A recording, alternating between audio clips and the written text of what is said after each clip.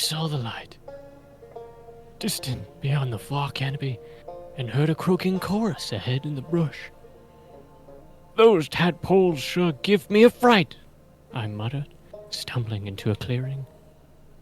Standing on rows of rotting logs, an angelic choir of frogs sang in blissful harmony. Desperately mesmerized, I found myself joining in. The woods were filled with wistful wails and riveting ribbits as we choked on through the night. Then, without so much as another note, they vanished into mist. Never would I see them again, nor did I need to. Such is the fate of all temperate moments. Simple croaking in the night.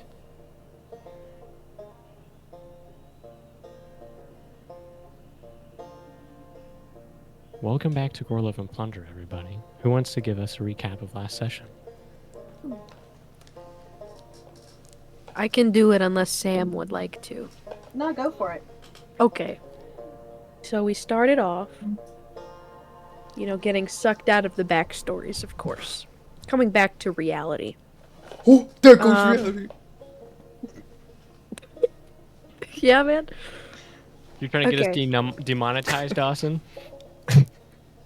My bad. And when we all come to our senses, so to speak, we find out we have switched bodies. There were a couple people unfortunate enough to become Pedro, but it's what it is, Now, when we came back, me, being Castio, saw an escape pod crash into the ship. Or not in the ship, into the station. I go up and inspect it, and I'm like, holy shit, there's a guy in here. He's hurt. Take a minute to get him back to the ship. I'm like, yeah, gotta help this guy. Find out his name's Boriker. I don't know anything of that, of course. And when we get him back, I unintentionally link some of us again with those strands that happened, that originally got us in the backstory area in the first place. And we switch again, and we gain each other's memories a little bit. Like, one person gets one, another person, blah, blah, blah, whatever.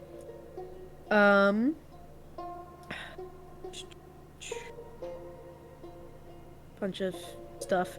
And we accidentally, when we do this body switch again, we get Boriker involved with this. We did get him stable, of course. And I believe at this time a couple people are like, holy shit, that's Morth! That's the guy! Wasn't great. Right. I forgot we combined everyone's names. It's making my notes very difficult to decipher. We end up doing another body switching, and I think after that time we got into our own bodies. I got a little bit of Boriker's memories too, which was kind of neat. Oh, this was when everybody recognized him. Yeah, because Crom went fucking crazy. I think Crom punched me out of the way, actually. I did. Yeah. So Morth, is just not intimidated at all. And he's like, hey guys, know you hate me? Don't care, we're gonna, save these people, You don't get a choice. We're like, cool, great, we also wanted to do that. So, we have to go through, a series of, maintenance gates, whatever, to get to this... I don't want to say station, but, a thing that connects the 3 stations. And gives them power, basically. We gotta go in there and, enact the failsafe. Get some of the power going again. For oxygen, specifically. Then we're gonna, boost humidity and hope these people don't die. Right? So thus ensues this little like montage, so to speak. Now, Cygnus, of course, still has her ID from the maintenance worker that had an untimely end. That helps them through some of it. Some of them, like traps go off, they disable it, whatever. There's one that we do that, like, the doors slam shut and open really fast, and we all find ways to, like, get through it. And Cygnus reveals this really fucking cool and this cool thing that she has. And Boriker, after that point, is a little nicer to her. For one, he asks if she wants to enlist. That's a no. Later down the road, they're fighting some drones, which they succeeded at, by the way, because we're goated, of course. He was also a little nice in that fight. Don't like that. And we get to the, like, door that we need to get through to get to this little power station type deal. And Cygnus, manhandles her little mini AUG engine, I think as we called it, to power this door momentarily, gets everyone through. She goes and grabs it. It's like a nice little thing. They all get in there safe and sound. Whatever. And I think with still, like... Yeah. We powered that thing. We got that thing to work. Everyone's combined effort. With 2 rounds to spare. And we got oxygen to these people before they all died. Pretty great. So we do that, and then Borker has Cygnus and Crom go down to the humidity room to crank that bitch up. Oh gosh, turned on my iPad. Oopsies. It's on level 32. Whatever. And so we get on like a comm with Borker. I think he took Castio's. We spend a couple hours getting down there. We get it set up super easy, right? After we succeed, Morth.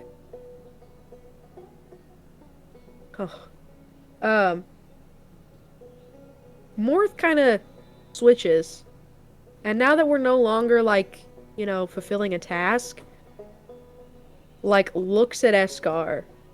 And basically says you're under arrest. He said a bunch of things that sounded a lot cooler than that. And we ended with him, like, basically being like, Eskar, you're coming with me, That's where we left off.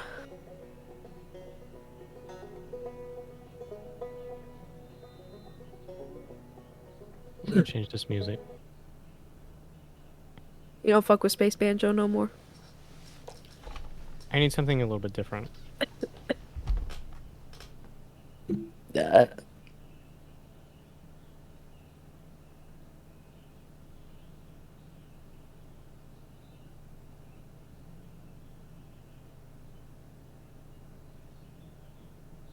So,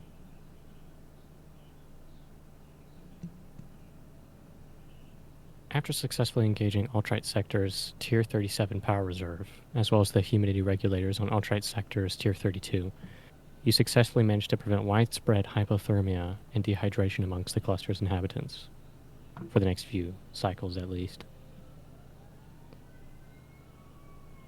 General Moreth had been helping you, commanding you along the way, giving you instruction, direction,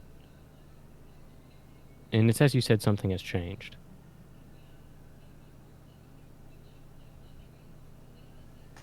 You stand there, Eskar, and Castio. Watch him rise to his feet,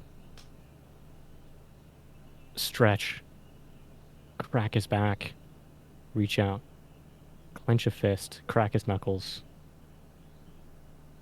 and he begins to slowly approach you. Those words ring in your ears. Under arrest. What do you do?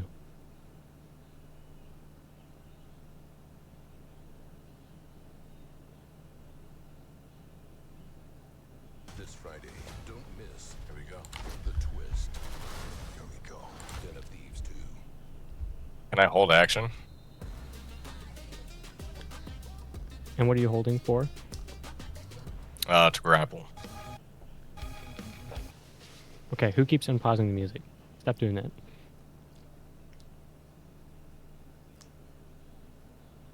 So you're trying to grapple him when he gets within range? Yes. Okay. He is going to approach you first. And you're grappling. Do you put the weapon away?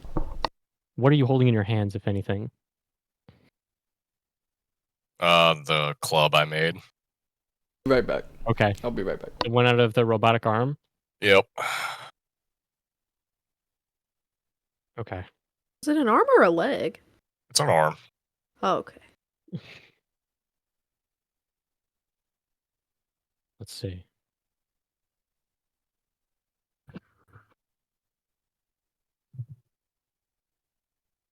I want to try this song out real quick. Making a website on Wix.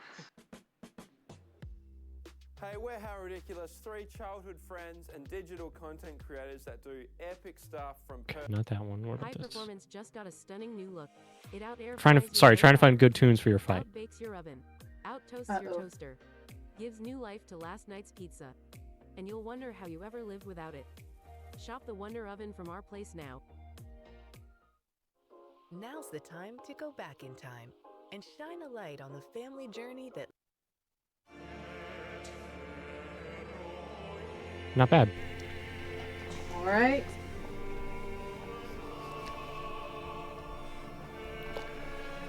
Okay. He approaches, takes a step forward, and he reaches over and grabs the edge of the cloak he's wearing. Underneath, you can see the uniform, and he rips it off. He folds it, drops it onto the ground beside him.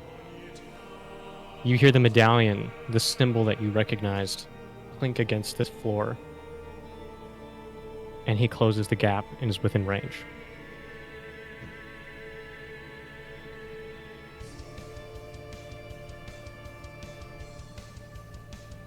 This would trigger your reaction. Yep. Contested Go ahead, strength. make a contested strength. Okay. What did you get? I got strength athletics, right? Yeah, 30. that's a tie. Really? You're going to roll again. That's crazy. And he's not using athletics, he's using brute strength as well. You reach out with your arms, grab around him, and as you begin to close, you can feel he's not budging. He's not constricting. He just like looks down at you and begins to flex back. Okay, what'd you get? That time I got a 24. Okay. So, that's just barely going to do it. You manage to beat him in a contest of strength as he begins to flex, and you see he scowls a little bit, grunts, as you can feel your arms getting closer together, and then the hands connect. You've got him in a hold. Is there anything else you'd like to do? I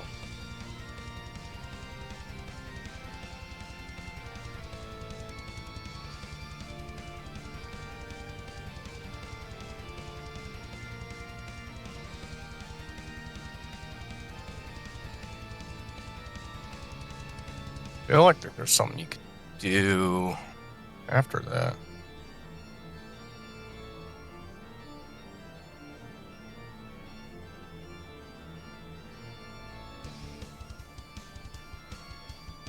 I believe it depends on if you have like a feat because there are certain like fighting styles that allow you to attack a grappled. So you can still attack a grappled opponent, right? Yeah. There are certain fighting styles that allow you to do other things while you're attacking the grappled opponent. It doesn't give you advantage or anything. All you're doing is lowering his speed to 0. Well, I could use another action to strangle. You could. But that's also going to cost me a fatigue.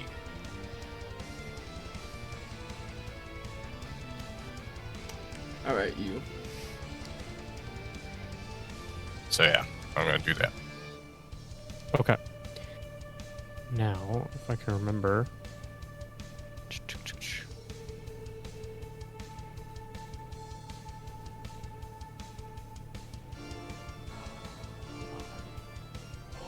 There we go.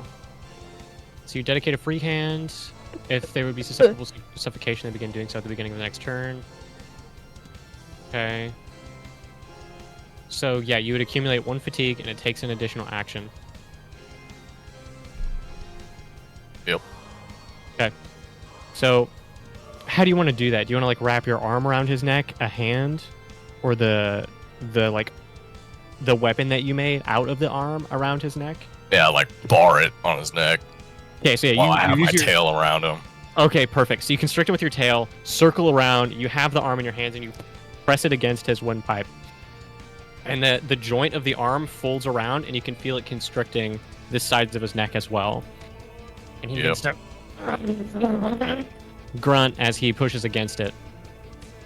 Okay, so I need everyone to roll initiative now that the surprise round is over. Alright. Everyone. Does it matter for me and Dawson? Because we're like, Yeah, aren't we like hours away or something? yeah. You are way too far away to interfere with this fight, I'm afraid. Okay, so it'd just You be still want us it'd just to be roll Sam. initiative? No. Sorry, I meant everyone who's in this Oh. scene roll initiative. I apologize, Okay. I misspoke. Okay. Okay, 20 to 15. What'd you get? I got 17.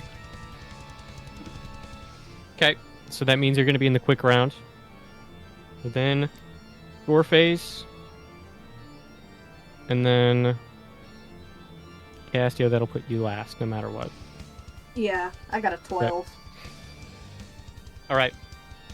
So, Askar, you are still top of the round. Still top of the round? Mm-hmm. So you get another, you have your 4 actions. Okay.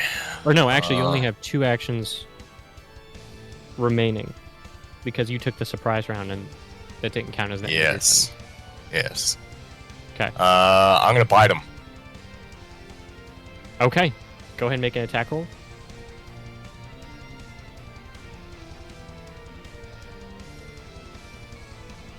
That is going to be a 22 to hit. Okay. So that's going to do it. Go ahead and roll damage. Alright.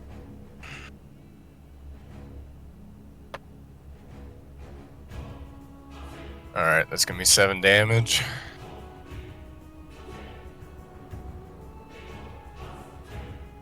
Okay. And I gain forward temp HP. Wait, only 4? Huh? That's what it says. I thought it just gave you temp as much damage as it did. What's your constitution modifier? Oh, it probably does that, doesn't it? My Vite is 5. Okay.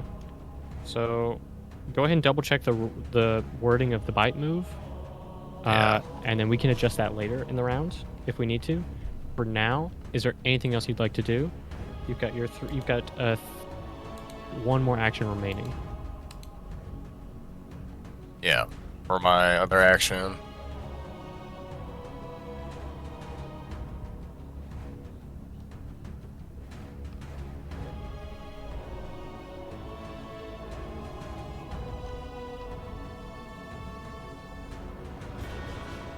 Okay. I'm looking at headbutt, and the wording is a bit odd. Slam your head into another creature, assuming you are physically capable of doing so. So you have a Make head. an unarmed. Yeah, make an unarmed strike. If the creature is grappled by the other, the attack gains favor 1. It's supposed to be if you or... Sorry, hang on. Let me read that one more time. Looks like a typo. Yeah, it's a typo. Okay, so it's supposed to say... If you or the creature is grappled by the other, the attack gains favor 1. So a grappled creature can headbutt the grappler. Yes. That's what that's supposed to mean. Okay. So he's grappled by you. So your headbutt would gain favor 1, which would cancel the disfavor 1 that you would have accumulated. Yes.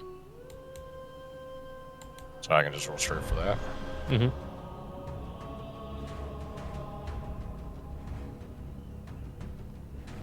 Oh no.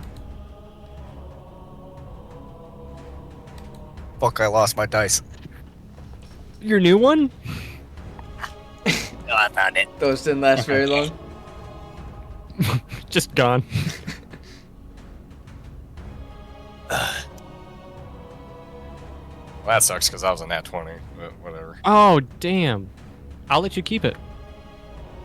Okay, yeah, sure. I mean, that just does double damage, and my unarmed strike is just my strength mod, or my might, right? Okay. Yes. Yeah, so that'd be just 10 flat damage. Split between the two of you. Oh! And So we because each you're take not 5? raging, you're going to take the full 5. So Yeah. you each take 5.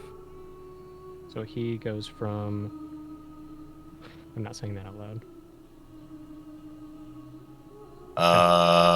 Wait, that would also go through Say it my out loud. temp, It's okay. Yes. which I don't know if it's 5 or if it's 4. Let's go over the bite. Let's go over the wording of bite right now then. Just really quick. Yeah. Let's see. I would need to pull up... Well, damn it. I don't have that pulled up. Okay, let's see if it's on your character sheet.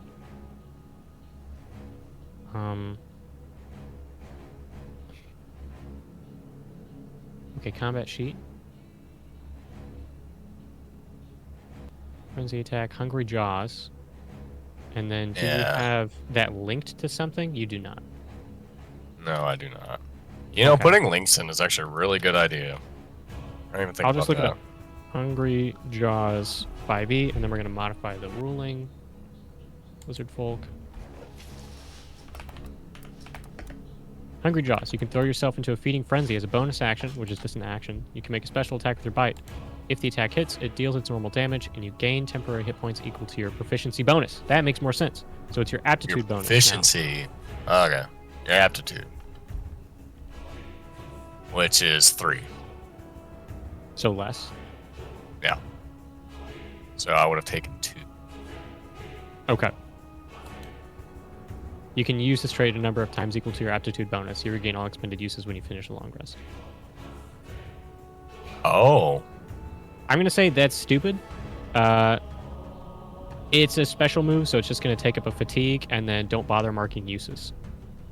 So it's a fatigue to use, and then I will let this ability get better to make up for that. Okay. So then I have 3 fatigue now. Forgot to mark my other one from the headbutt.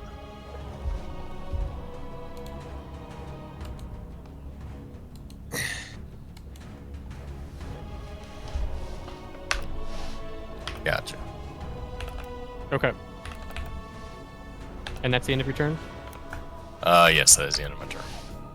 Okay. Goreface.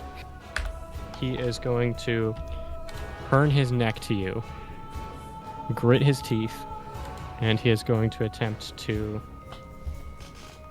break free of the strangle.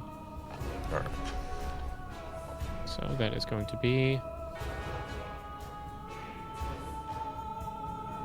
Hang on 1 second. Much better.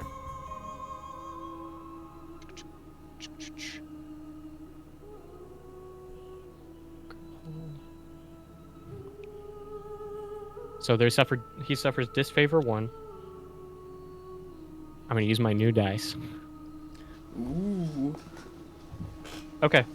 So you're going to make that contested check for me. Gotcha. All right. I go first. What'd you get?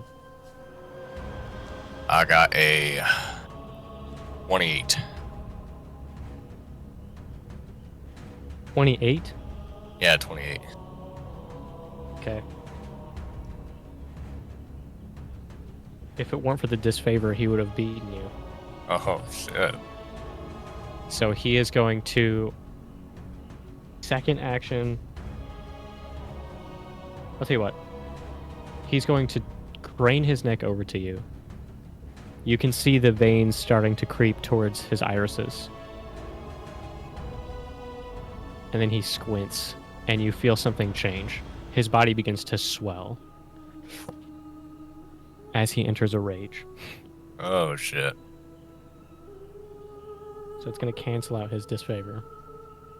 Third action. Go ahead and contest the check, please. Yes, sir.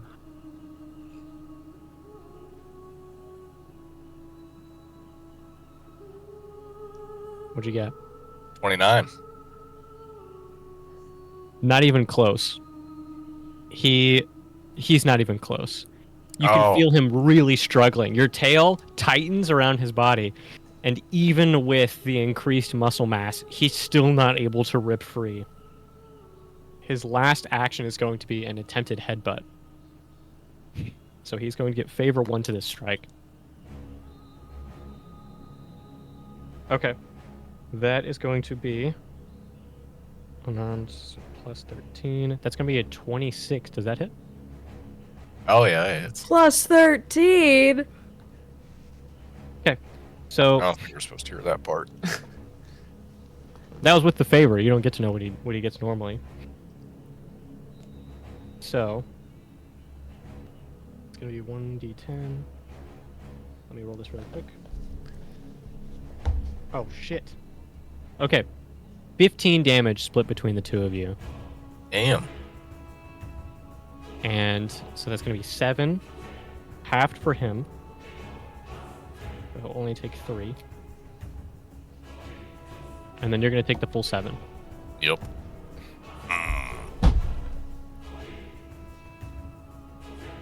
You feel his heart begin to really thump in his chest. And that's going to end the Gore phase. Next up, Castio. If my mic would work. Okay. So... Yeah. I would like to take my black ice dagger and just stab him with it. Mm-hmm. Like whatever exposed body there is. Okay. You can absolutely do that through his uniform. He's not wearing any armor. Okay. Would Castillo get favor because I'm grappling? No. No. Okay. That's fine. Baby, I don't need it.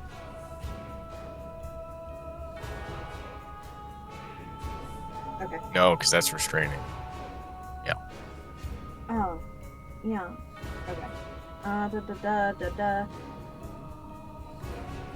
24 to hit that. 19 plus 5. So that's gonna do it. Go ahead and roll damage. Sweet. What's my damage? Ethan. Okay. 4, 3, plus 1. Okay. Gore. Okay. That'll be 7. I can't remember what the K stands for. Kinetic? And then 1 cold. So 8 total? Yeah. Okay.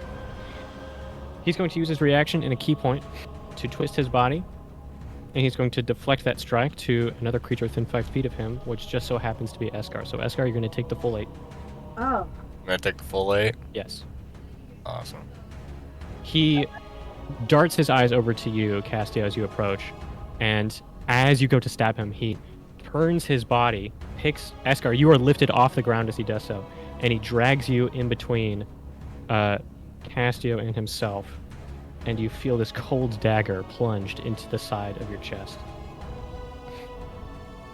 It doesn't go very deep, but you can feel the frostbite begin to creep across your scales. Yeah. Oh man. Okay. So that's one. Okay. Castio immediately pulls back with just this look of the most furious you've ever seen her. Mm-hmm. And what it looks like is Cash just yelling at him. You are nothing without your army. What it really is I'm casting improved feedback. Mm-hmm. So he needs to make an intelligence saving throw. Okay. Whoops, shit. That's going to be a... Let's see. 23. Does that do it? Damn. Yeah. Okay, what was the intended effect? The intended effect... Actually, don't tell me yet. I want to roll something really quick. Okay. He's going to attempt to analyze. Uh-huh. Okay, yes. Tell me what the intended effect was supposed to be. So the intended effect is for him to take 3d6 damage, which he is going to take half on the success. And then if he failed, then he would have been frightened. Okay. And also have disadvantage on the next attack it makes before the end of his turn. But he's just going to take half of my d6s I'm about to roll. Okay.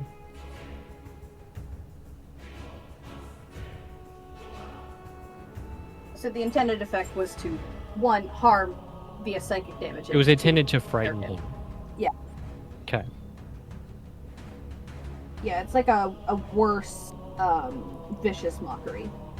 Yeah. Why are you writing that down, Daniel? You have a very scary look in your eyes. I have no idea what you mean. 11 damage, we'll take that to 10, Interesting. have that 5 damage. Okay.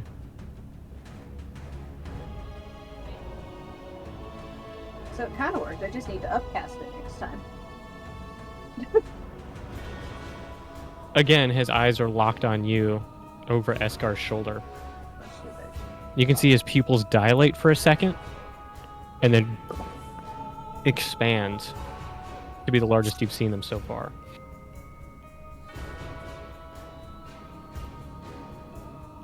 Okay. He tries to speak, but all he can manage is...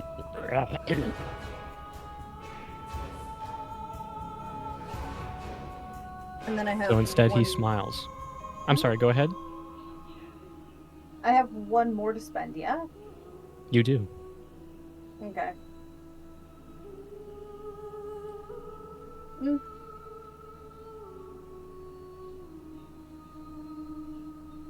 Can I stab him again? I know that'll... You can give me certainly try. discomfort. Yeah. I'm not worried about it hitting. Cass is mad. So... Okay.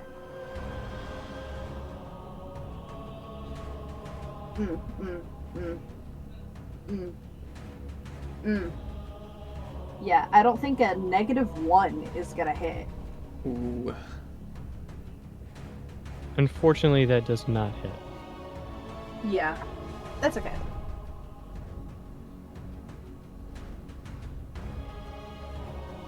Okay. Okay, what do you do? You've got movement remaining. Yeah, I'm not...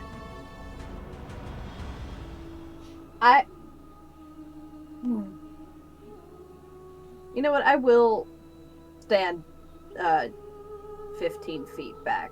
He uses. Okay, as you move, he's going to take an opportunity attack against you. Didn't he already use his reaction? He used a reaction. Oh, he's got multiple. Cool. You have multiple. Mm-hmm. So it's going to be. Okay. All right. Does a 25 hit? Yeah. Okay. Yeah. And he is going to expend one of those. And Yeah. two things happen. As soon as I can skip this ad. Okay. Okay. Let me just move that back a little bit. Damn it, I wasn't even gonna move. I got baited. So two things happen. One, you take 11 plus 5, 16 bludgeoning damage. Okay, most of that as is you 10 feel something slam into your leg, nearly shattering your knee. And it sweeps your feet off the ground. Oof. Okay. As he hits you with a trip attack. Yikes. I had like 14 points of temp HP. So thank God. A lot better than me. So this is not... Damn. This is one of the things that happens. The second thing is, 1, you're prone. 2, your speed is now 0. Oh, okay. That's fine. I don't need it. Those are two separate effects, by the way. Mm-hmm. Alright. Speed 0, also prone, so I can't crawl. No. That figures. My knee hurts.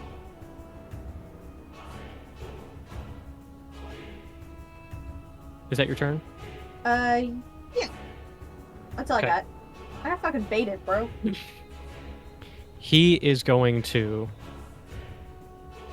use his legendary action. He's going to try and break free one more time. Eskar, I need a check, please. Yes, sir. That's a 24. Okay. He got a 28. So he is going to duck. Did you roll with disfavor? Oh, he's raged. He is raged. Yes, never mind. Okay, sorry. Give me your number one more time. It might change. Okay, I got 24. 24. Okay, then he got a 25. Damn. Still. So he slips out from underneath the arm as his muscles all shrink at once, and he takes the opportunity to squeeze out from underneath your arms and then lift his legs, step over your tail, and he simply just like walks out of your grapple. Okay. You were a couple rounds away from starting to actually suffocate him. I'll give you that information. You would just know that based on the way he was attacking. Yeah. Okay, we're gonna go top of the round, Eskar. Is he still within 5 feet of me? He is. He's not even looking at you. He's currently looking down at Castio.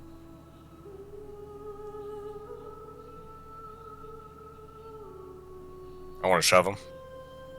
Okay. That's going to be a contested athletics check. Yep. He is still raging.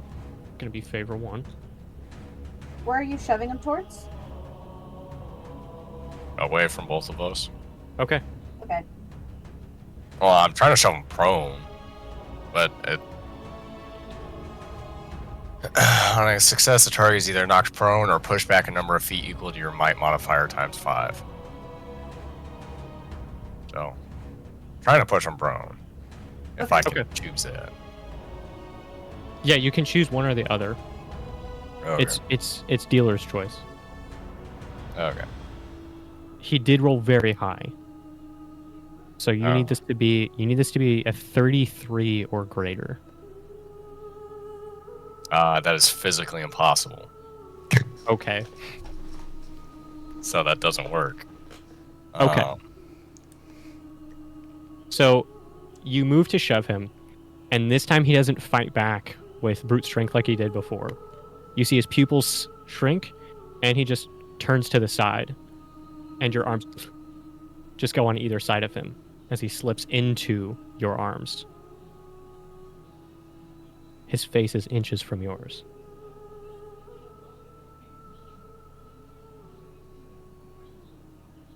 Last chance to do this quietly.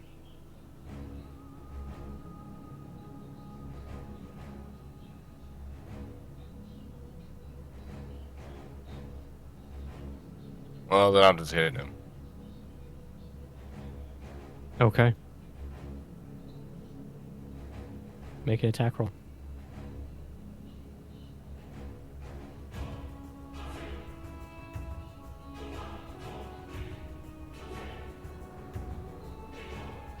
That is going to be a 23 to hit. That's going to do it. Go ahead and roll damage.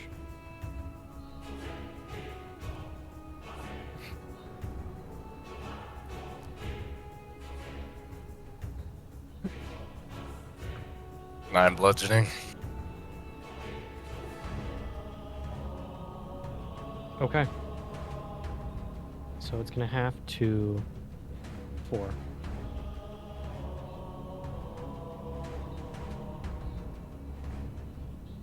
You swing the arm, and it hits him in the side, and the other end wraps back around, and the hand just like slaps him in the chest.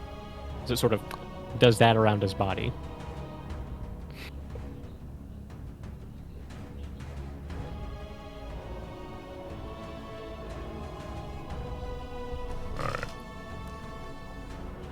Anything else you'd like to do?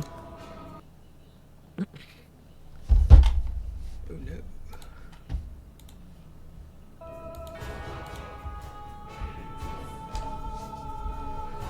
You didn't use any reactions, so you've still got 3 this turn.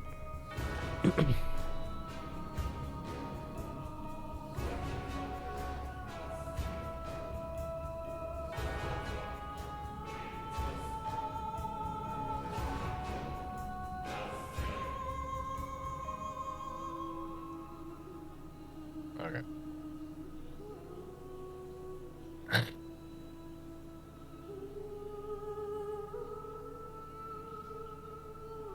And then Megan and Dawson, if there's anything that you guys would like to attempt to do on your way, let me know. You can continue trying to run towards where this is happening. You can stop to try and do something else. You can go another way. You're removed from combat. You have complete freedom to do essentially whatever you want in this moment. The only thing you can do is just like arrive on time for this to end, I think. I'm pretty sure this is going to end way sooner than you get here.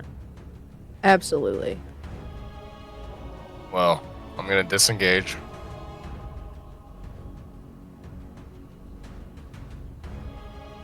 And then I'm going to my full movement away from him into Castillo's direction. Okay.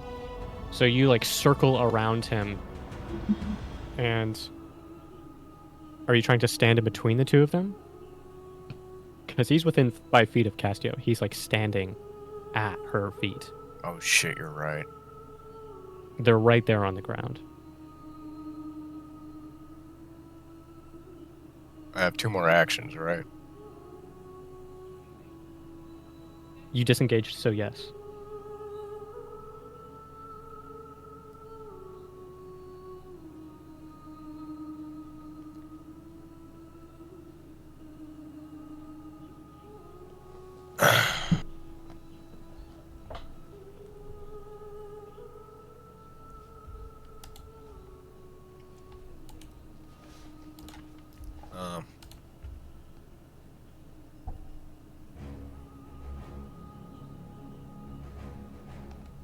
Castillo, now would be a good time to start thinking about what you're going to do on your turn.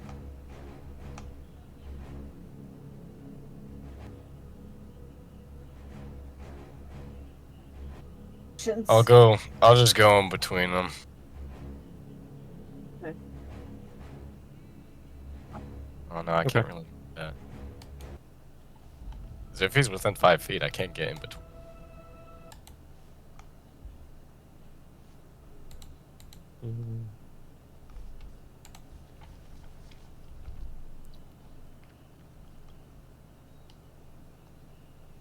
Join the Uplift family. Well, then I'm gonna run opposite of Castillo.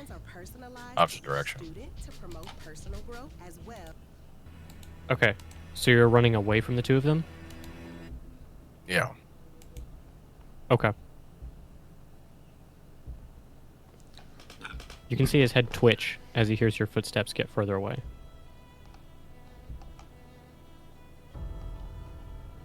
Running.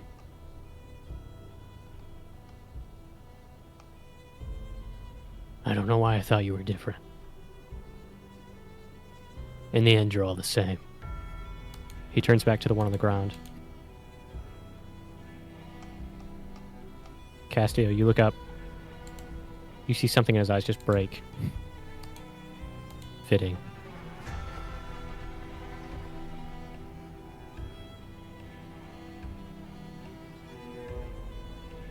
Eskar, Yeah. what do you do with the remainder of your turn?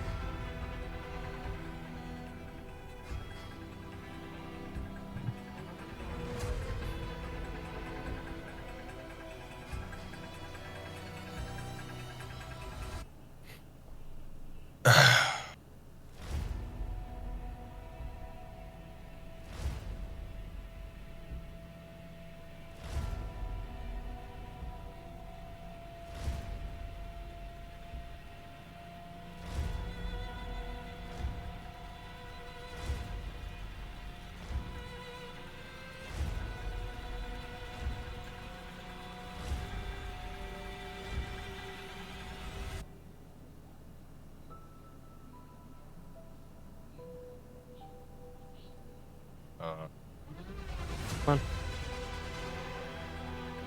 Well, I should have specified that I didn't want to run my full movement away.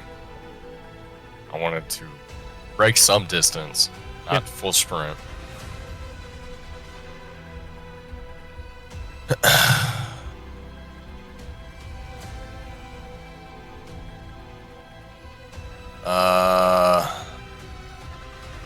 Fucking performance check. I want to goad him. Okay. Go ahead and give it a try. Crom, please type yours in the chat. What? What? That's dirty. Look in the 20. bridge. Oh. Dirty 20? Yeah. I need to know what you say to goad him.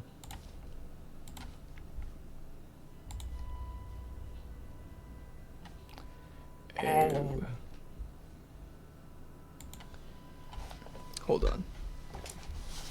Actually, I don't.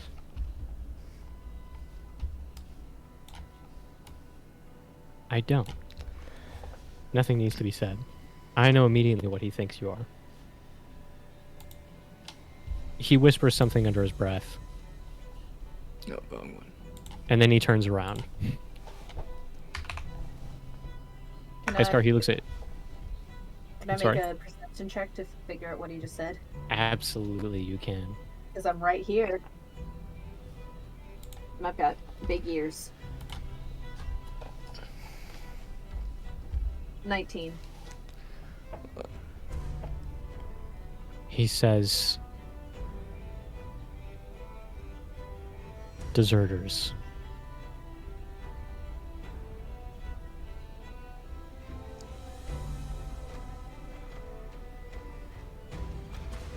Okay.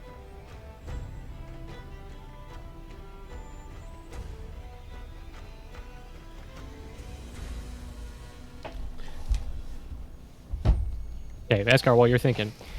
Cygnus, Crom. Yeah. Oh, do you still want me to say what I was going to say?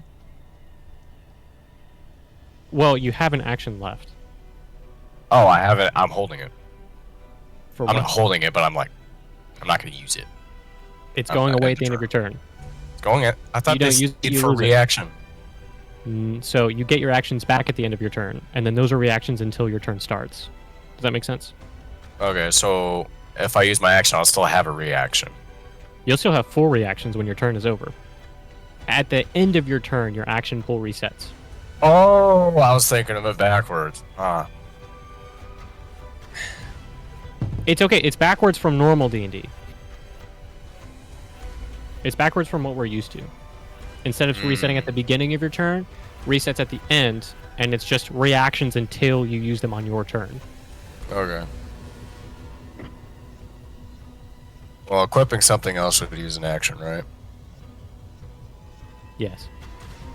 Yeah. Cygnus and Crom. Yes. The two of you frantically are running your hands along the walls trying to find anything, a shortcut, something. And you remember there was a maintenance elevator in the lower tiers of Izakai. Right, I remember that. Crom remembers. Crom, you start to look and search, and you eventually find a panel and a set of doors that sort of blended into the wall before. You can see this goes up to level 39. You can get to 37 in 3 rounds. Do we need anything to access it, or is it just like open? You would need to get in. You can see there's a panel. You found a panel. You found closed doors. Is it like a card swiper? There looks like a place for reading a card. I'm gonna swipe one of my level 5 key cards. Doors open. I'm Soft key card? elevator music starts playing. Where'd you get a key card? I looted a whole bunch of bodies, remember? And they all just had key cards. I just took them all. Oh. Cygnus is pacing. So I'm He's gonna going in a turn. I'm gonna turn around to you because I'm a lot faster than you are.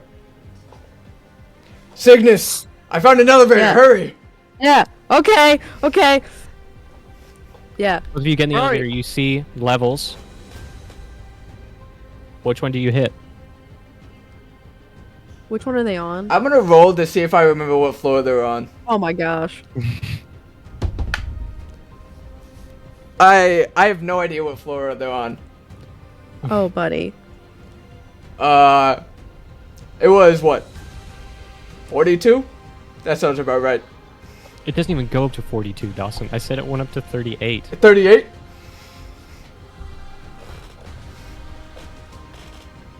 $37, right? That is correct. It's 38. Well, he said 37 a minute ago, and I have 37 in my notes, so... Okay, so you 37. hit 37, the doors close, and you feel the elevator shudder as it begins to rise through the shaft. Can I make this thing go any faster? Crack open the panel and give me an intelligence check, and then I'll get to you later. Okay. Right now, I'm just going to start the clock on round 1.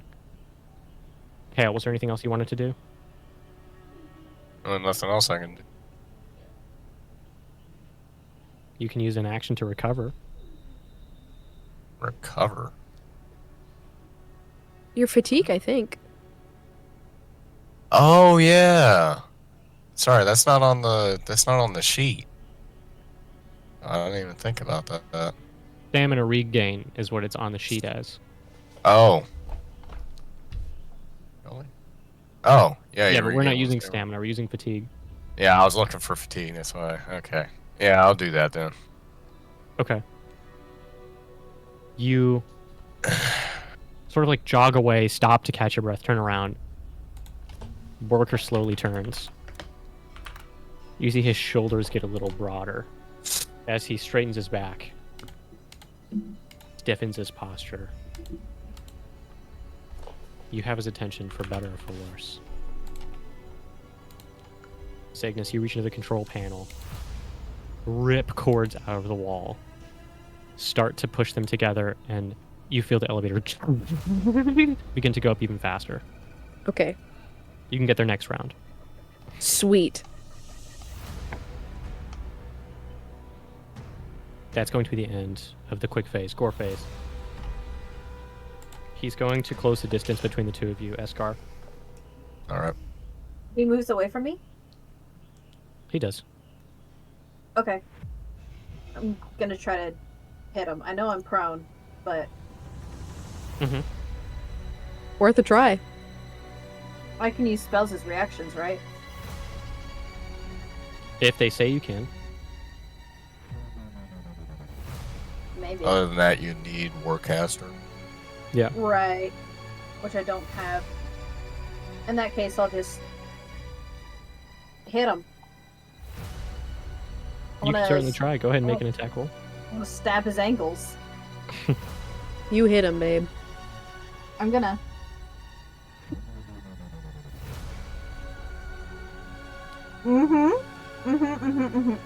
Oh. Oh shit. And what'd you get? 23.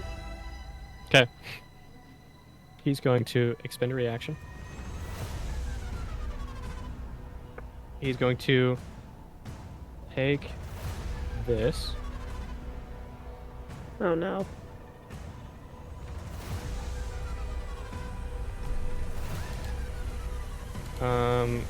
He got a 32 to hit. Does that do it?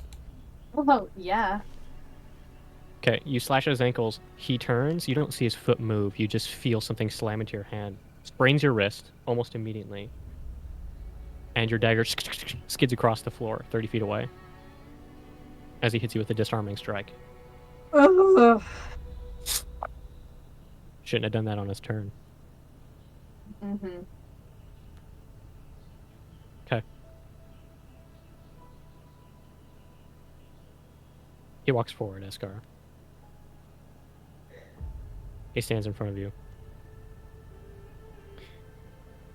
You can see he's breathing a little heavy. This would be, normally, your opportunity to attack. This would be your opportunity to get some hits in. And then it hits you in the stomach. I try to dodge it.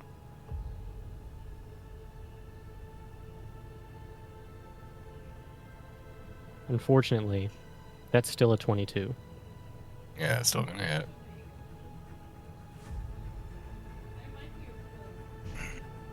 You take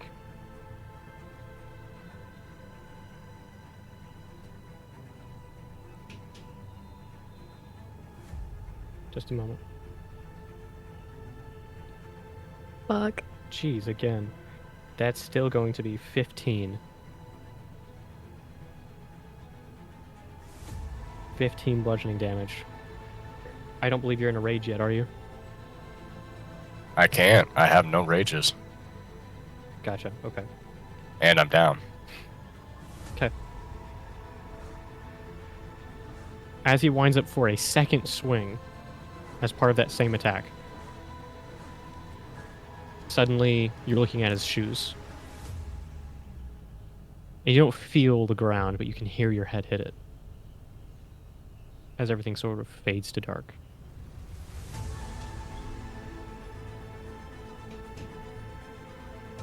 Castio, he turns after downing Eskar, and he walks forward, and again closes the distance between the two of you.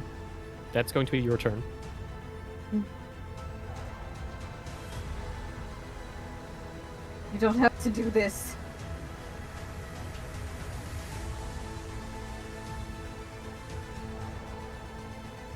He crouches down to get on your level.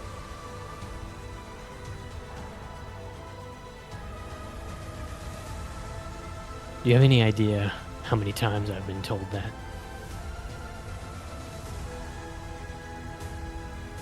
Do you have any idea how many of you have been wrong?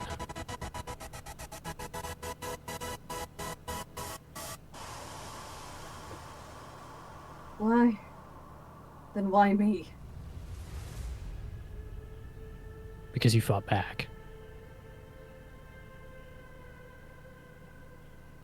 You attacked my friend. So that's how it is.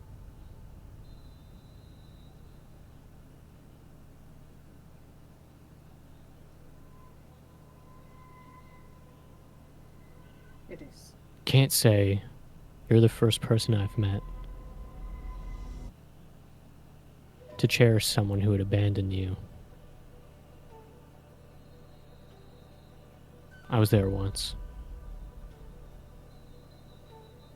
Over and over again. Does it still hurt?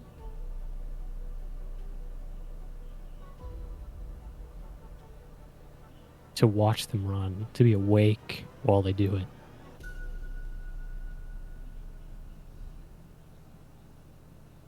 Cannot blame him for wanting to survive. That is what he is. Not a deserter. Survivor. Survive is not to live. There is no purpose for those who serve themselves. No one is that worthy.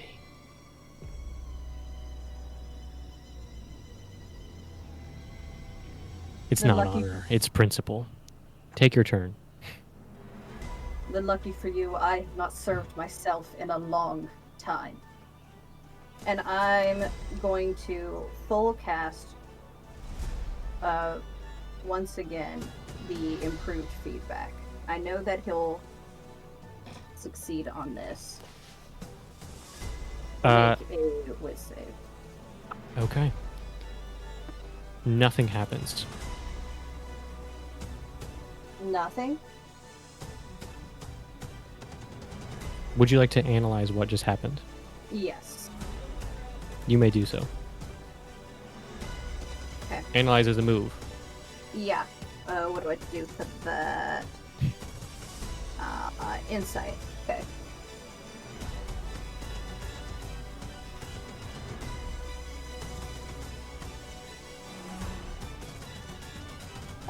Dirty 20. 30-20? The part of his mind that you're trying to hit is far more protected than it once was.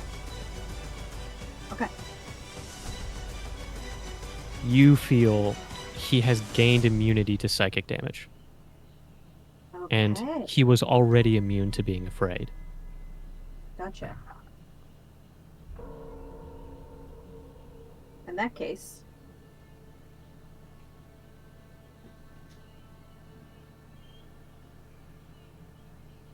He cracks his neck.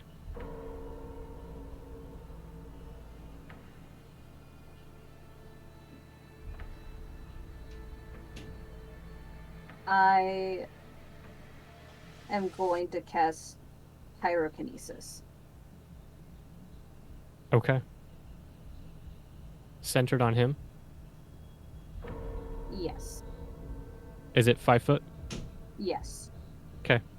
So he's got to make what, a dex save? Yes.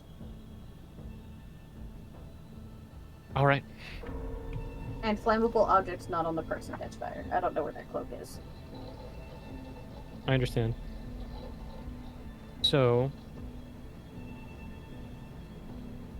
it's an effect he can see.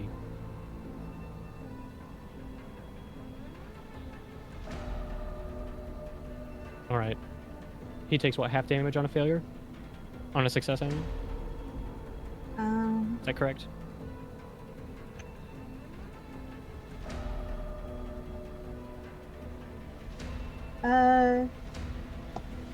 It doesn't say. For pyrokinesis? Yeah. It does not say. What is the wording of pyrokinesis? Create fire on the ground within sight and range. Fire fills a 5-foot cube. Any creature in cube space makes a dex save or takes 1d8 energy damage. I get 2d8 because I'm level 5. Oh, Must make it's save again when moving into the space or ending turn there. Okay, so you create the flames, and he's crouching, and he just sits in the flames and stares at you. You see his pupils begin to shrink, and he stares at you hard.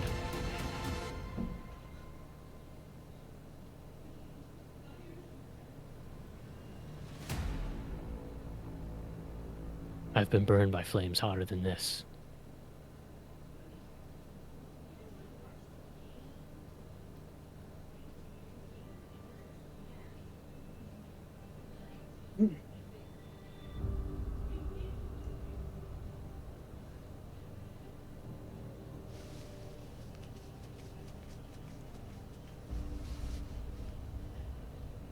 You've got what, one action left?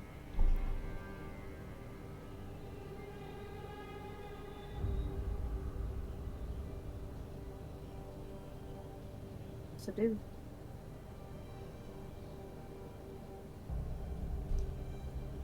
What else am I even supposed to do?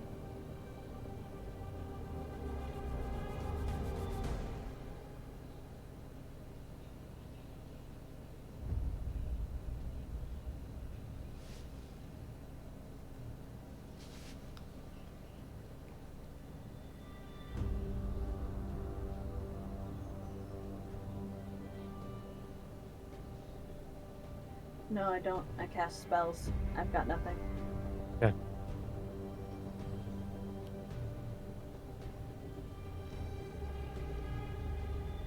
He stands. Round 2. Elevator. Ding! Doors open. You guys can run out. You can see ahead of you the room. How far away is I'm it? running. I'll say you have enough base movement speed to get to the doorway and see everything that has happened. You see Eskar on the ground, the arm clattered to his side. He's sort of hunched over, his tail curled around his body in a protective state. You see Castio is lying back on the ground. It looks like their ankle may have been twisted or something along that line. And you can see Borker is crouched, fire writhing around him, and you just see his form flickering there. He slowly Holy shit. rises. Can I charge him? You can. I'm putting you guys in the quick round. Okay. I'm straight beelining it towards him. Okay. So you can make it there if you take the, let's see, I believe it is the rush action. So you're going to accumulate fatigue. Yes. That takes an action point, and you are now within 5 feet of him. Okay.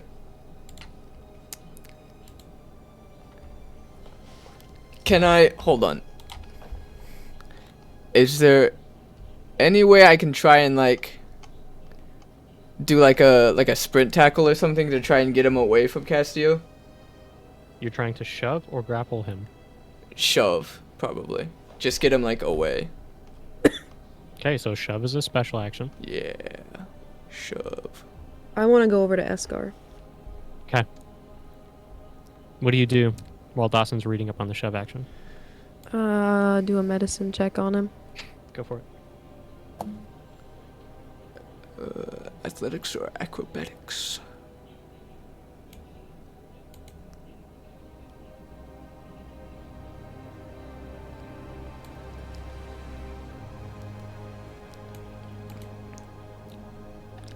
That would be a 3. Okay. So. What's better? Okay. Your first medicine check does nothing.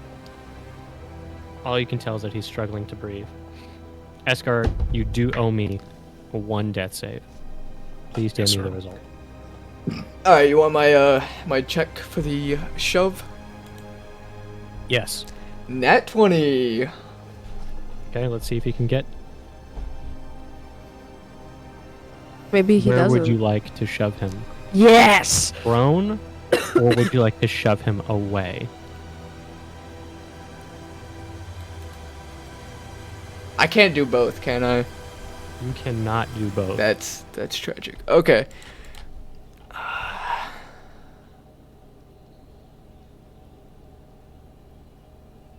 If I do multiple medicine checks, do I get any disfavor? It's a cumulative disfavor for any. check. Sam, is your fire thing do they automatically take damage if they're in it, or do they have to do a check for it? If you had the secret class healer, then perhaps this would be different. but unfortunately, I haven't made the secret class healer. Because if he has to do another check for the damage, I might just shove him out instead of knocking him do prone. that, I'm multi-classing. The secret classes aren't multi-classing. They're feat trees. Sweet, I'm taking it. But okay, we'll talk about that later. Into the space or ending turn there.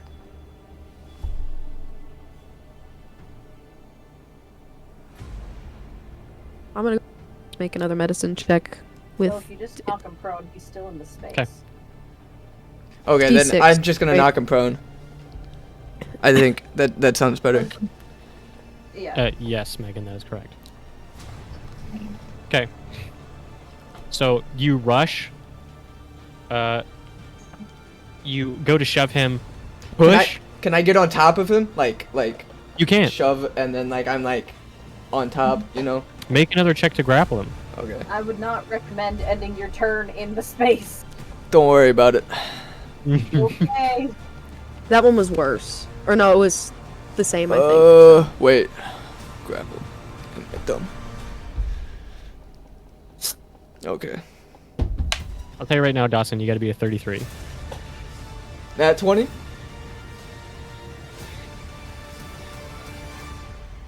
know? I think that's a yes, Daniel. I think that's a I yes, hate Daniel. to be a dick about it. I'll tell you what. Technically, no. But I'll let you roll it one more time. We'll compete one more time. Okay. Why technically no? Actually, you know what? A grapple is a special attack. So a critical... Congratulations, you've done it. Let's go. You've beat a 33. That's annoying. Okay. But alright. With my last two turns... That's your second... Wait, is that your second net 20? Yeah. Like in a row? Yeah. Alright, just checking. I was like, I could have sworn I heard this earlier today. I'm gonna attack him with my last two actions. Very well.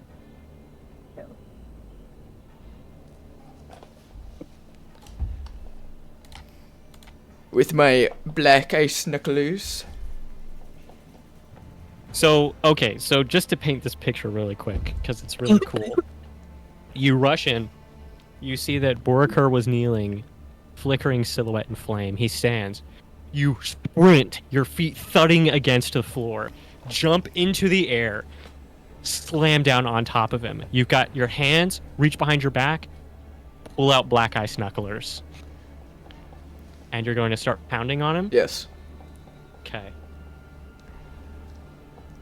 Go ahead and make your attack roll. Oh. First. 14. Okay, and to be clear, you did roll that with disfavor. With disfavor? No, I didn't. I told you grapple is a special attack. 10. So that was your first attack. Okay. Unfortunately, that's not going to do it. Okay. You do have a second.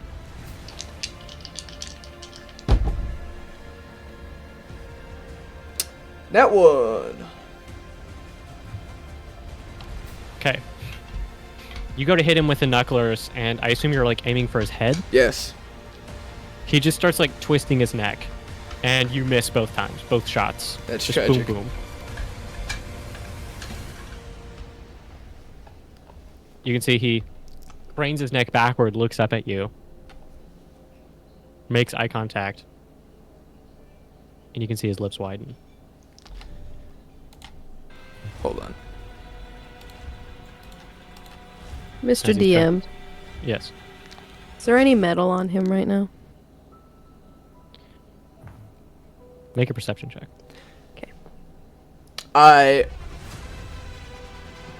As part of my fighting initiate feat, I can deal 1d4 bludgeoning damage to a creature grappled at the start of my turn. Can I do that now? So at the start of your... No. Okay. So at the start of your next turn, if he's still grappled, you may Okay. do that. That's an 8. You don't see any metal immediately on his body.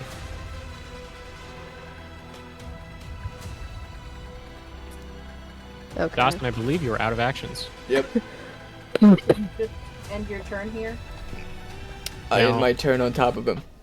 Okay, so you're gonna take the fire damage. Yeah, hold on. Sam's gonna tell you whatever it is. Can I Megan. use one of my reactions to No, you don't have any reactions. Okay. Yes. Not yet. This happens first. Okay. Never mind then. Megan? Oh. Thought you were gonna say something to me. I was gonna ask if you were done with your turn. 7. 7? 7.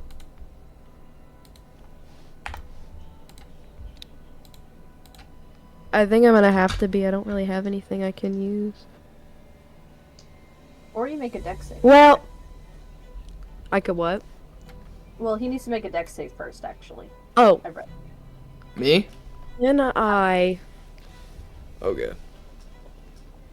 DC 14. I'm gonna say while you're grappling him, this deck save is gonna be with disadvantage. Or disfavor 1. Okay, well, I don't think I do it anyway, so... Okay. It's 14? 7. Because the two of you are kind of lugged together right now. Yeah, DC 14. Yeah, I don't even succeed, Okay. so... Okay, take 7 damage then. Can And I now you like? get- Mhm. Can I like make a check to see how he's looking right now? That would be your last action. Yeah, I know. Go ahead and analyze. I know.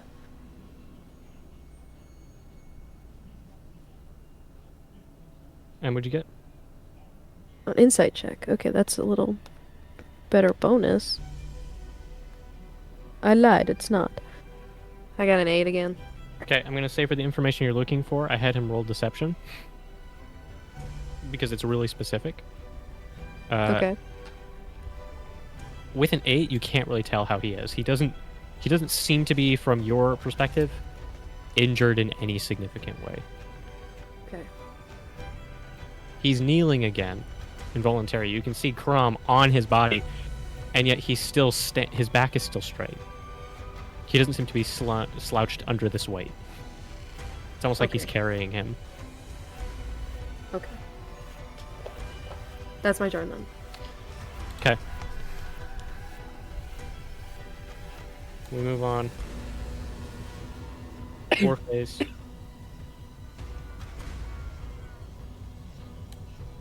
Rom.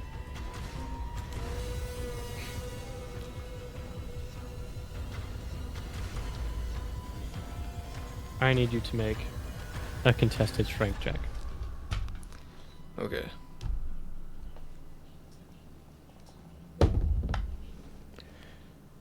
Uh,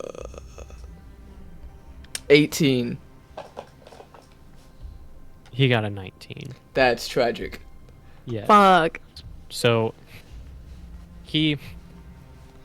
Oh, this is good. So you can feel underneath your legs his shoulders dislocate.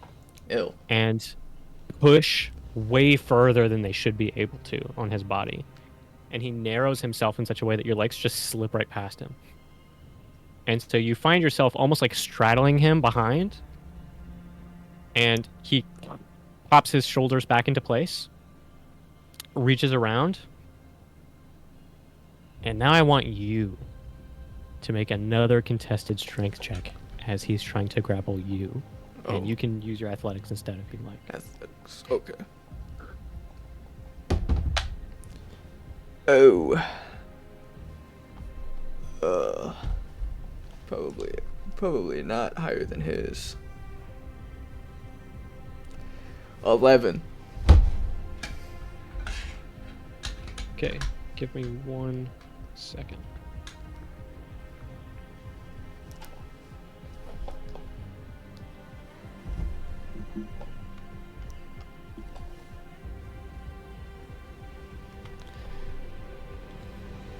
What's your AC, Crom? 14.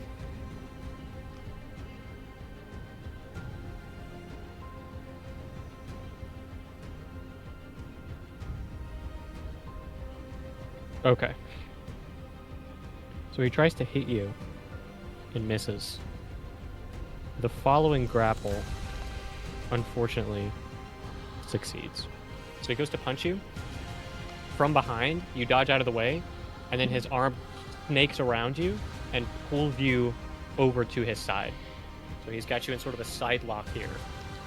Okay. And then he's going to, with his other hand, just start wailing on you. Do I have my And he's reaction gonna now? You do. Okay, I'm gonna... What is it? What is it called? Dodge? Yes. Okay, so you're going to mark your fatigue.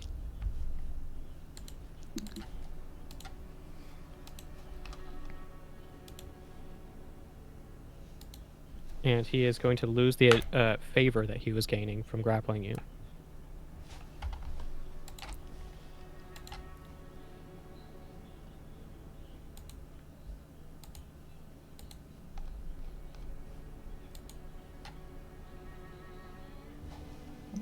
Okay, that's a 25 for the first hit. Okay. He's going to hit you again. That's a 22 for the second hit. He's going to hit you again. That's a 29 for the third hit. And then for the fourth,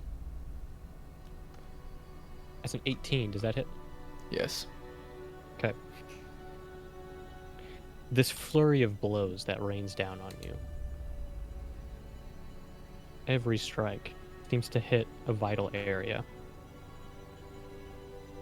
A precision you've only ever seen from one other person. But this man is not your father. And this man is not holding back. I have a question. Yes. As he's doing this, does his demeanor change? Make a perception check. Or insight, your choice. For the first hit, Dawson, you are going to take 7 bludgeoning damage. Okay. For the second hit, you're going to take 8 bludgeoning damage. I'm going down with the first one. Okay, so then you're just going to take a failed death save. Okay.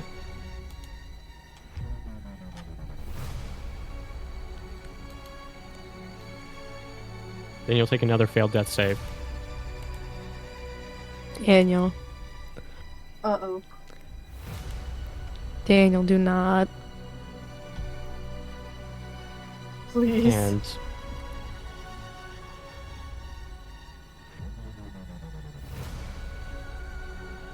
I'm so sorry, Dawson. Daniel. But that third hit comes down on you.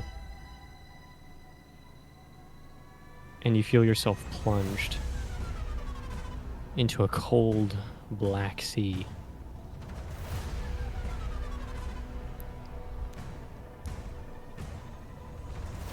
Memories flash before you. Your brothers, your sisters, your mother's face, the smell of breakfast on a breezy morning, laughter around a table on a hot afternoon, the sound of your father carving into the pillars of your household. First time you ever heard your father laugh. First time you made him laugh. In that embrace, so long ago in those caves near the sea. The smell of fish and salt. The sound of waves splashing against the cliff face. I'm glad you're safe. I'm just so glad you're safe.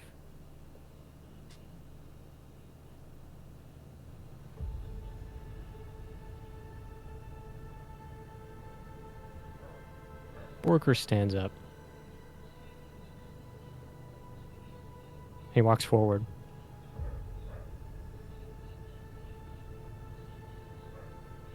Castio. Mm-hmm. Crumb's body is dropped into the flames. Do you maintain concentration on this spell? No.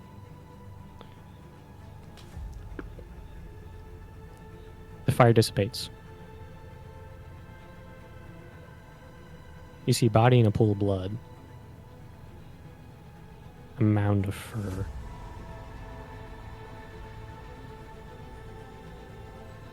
And a red eye. Still open. Bloodshot. Angry. Twitching.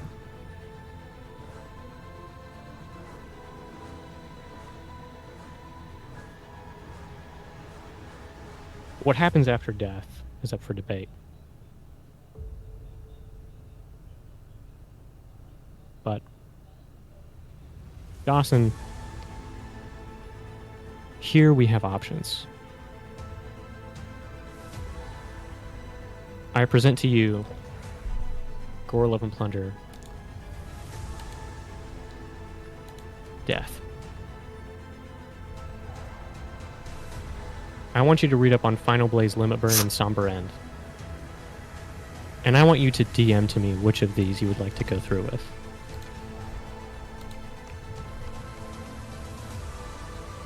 Okay.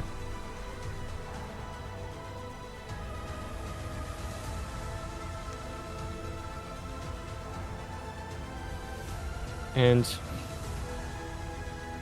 with his final action,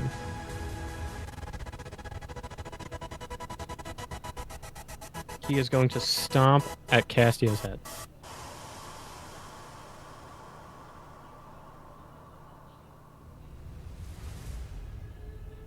That's going to be Can't 7 move as a damage. reaction, can I? You, how many? 7. Bludgeoning. I'm down. Fuck! I had exactly Skull 7. cracks against the ground.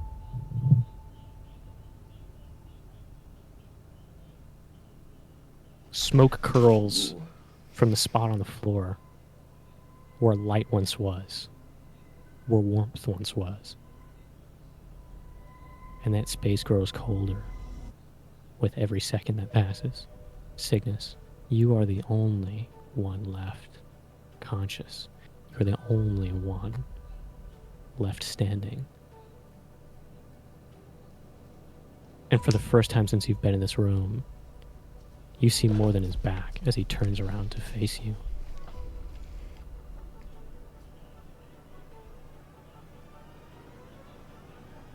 So,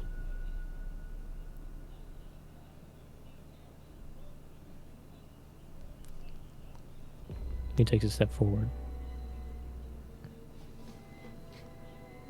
What's it going to be?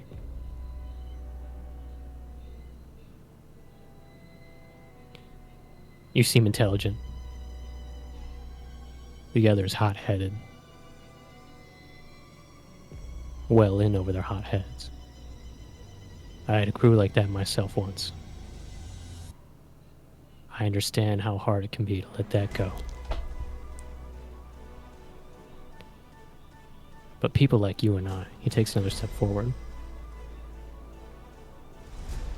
We don't rise above others because we want to, or because we need to. People are just born.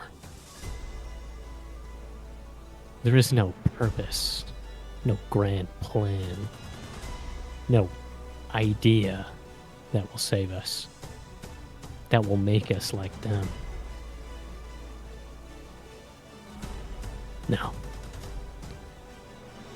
We decide what our purpose is. We decide who to serve, what to serve.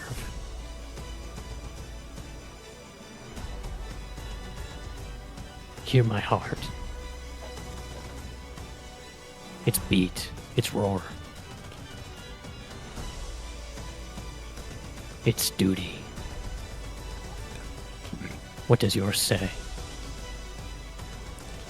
Cygnus. Cygnus Acosta. Before I answer, very quickly, I got a holy shit.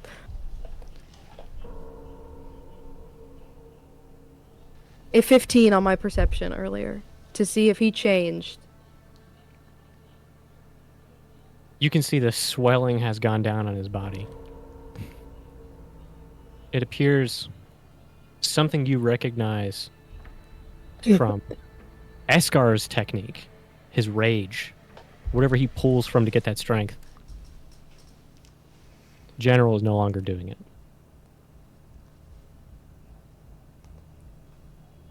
As far as his posture and demeanor goes, he seems much colder. His expression has hardened. You see shadows under his eyes. And in them a very haunted but determined expression. As he looks at you, the glitter of mercy breaks through that darkness. A tiny spark in those dark eyes. Those dark purple eyes. Flecks of gold.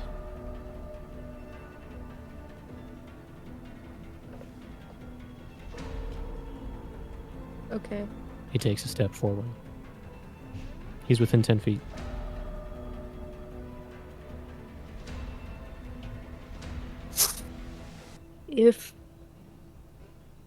If I surrender, are my friends gonna die?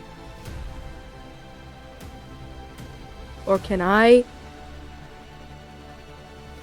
keep them steady and then go with you?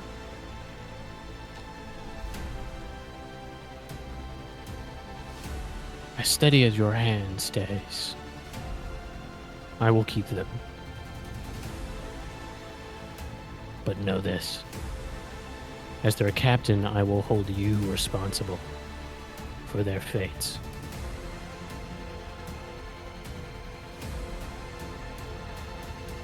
If you choose that burden, I shall not stop you.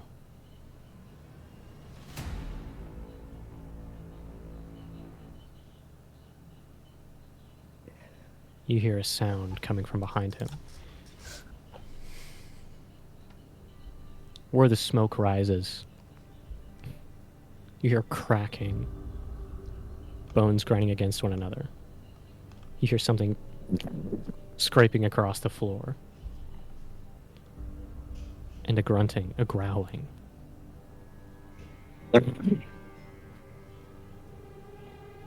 A furry mass rises off the ground, staggers to their feet. Dawson, the sun, the light. It warms your face. You can hear your heartbeat once more. You taste the dirt on your training ground. Day after day, he beat you down into the ground, and every time. Rise. My son. Rise. Your knuckles hit the floor as you push your feet beneath them once more. Rise. Again. Your knees buckle. And they bend. And they ache. But still they bear the weight of your body. The weight of your courage. Rise. Eskar, you twitch on the ground. And you feel a heartbeat pounding through the floor. All of you do. Even in your sleep. You feel the will of Crom as he stands again. Let it burn. No matter what it takes, son. Remember who you fight for. Again. Again. Again. Rise. We go again. Crom, I'm moving you to the quick round.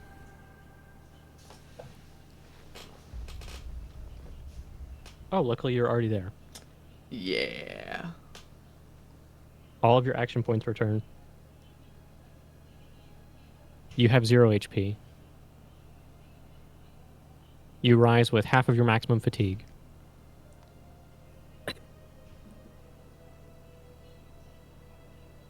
I'm gonna shoot up. now that Crom is standing. Worker slowly turns around and looks at you, Crom. Everything you see is red. You don't even see faces, just silhouettes. You hear heartbeats. You feel the warmth of their bodies across the room.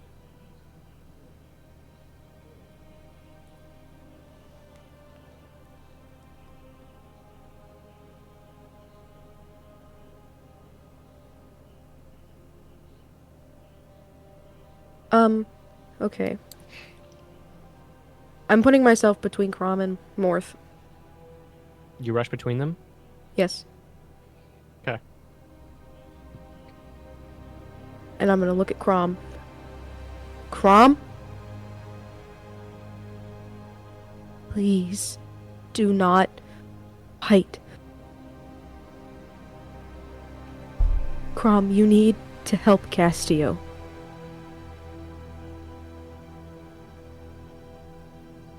Please.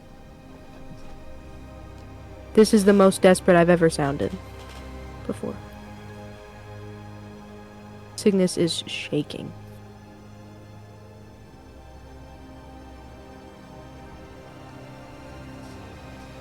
I'm gonna look at you.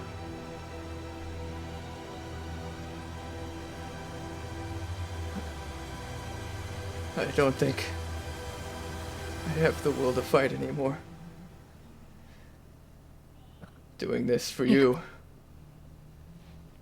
And I'm gonna walk over to Castillo.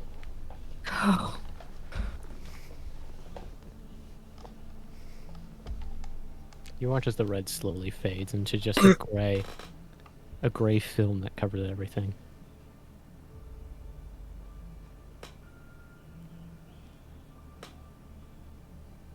What did the two of you do during this round? I need to know. Official actions, please. I am medicine checking Escar again. Go for it. Worker calmly watches. Okay, that's an 8. I'm gonna use another action to try again. Okay. Accumulate your disfavor. Yep. Okay. 18. With a disfavor? Yes. Okay. Escar, for a moment, you felt a foot on your back again, a knee pressing down right above your chest. You couldn't breathe. Then you couldn't breathe now. You felt that helplessness creeping in, that despair, that darkness. And then a breath forces its way into your lungs. And your eyes sting from being open. As you blink, moisten them once more, and through that blurry gaze, you can see Cygnus.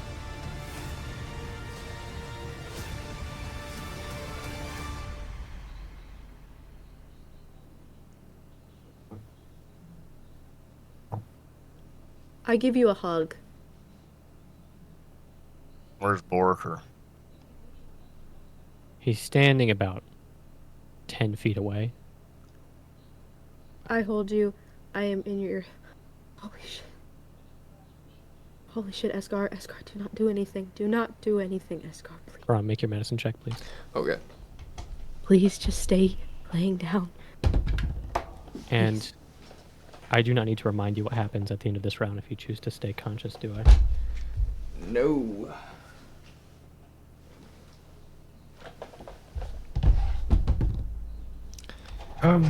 I got a 16. Bastio.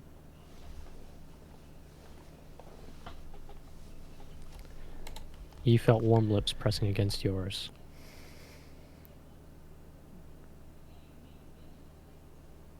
The taste was sweet. You remember that much. And then you open your eyes. Your lips are dry, chapped. Your mouth is open. as you suck in a raggedy gasp. You blink, and through the gray, you see a familiar face.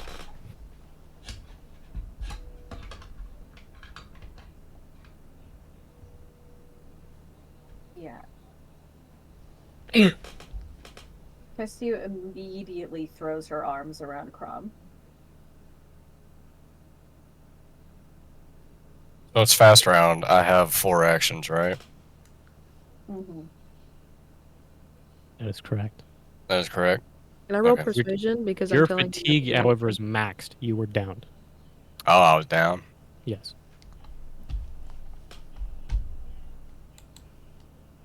There is only one reason why Crom got to get some of his back. I don't even know what my max fatigue is. Should be your con modifier. Plus your aptitude bonus. Oh, okay. So like that. If you're thinking about doing anything, I want to roll persuasion, Kale.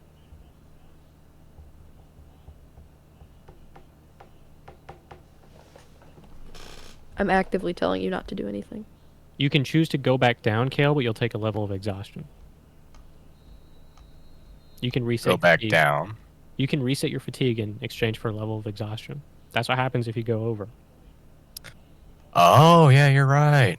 Fatigue just gives you levels of exhaustion until eventually you die. Yeah. I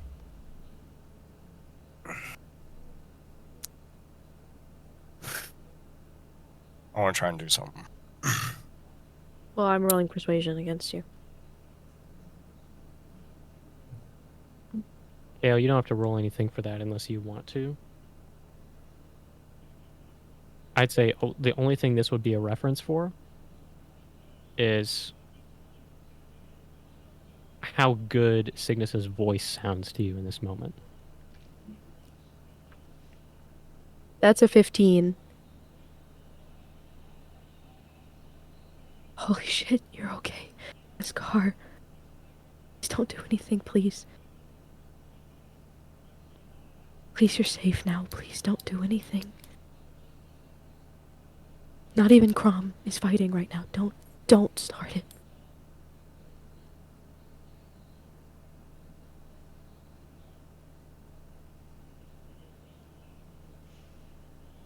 As I'm still hugging you.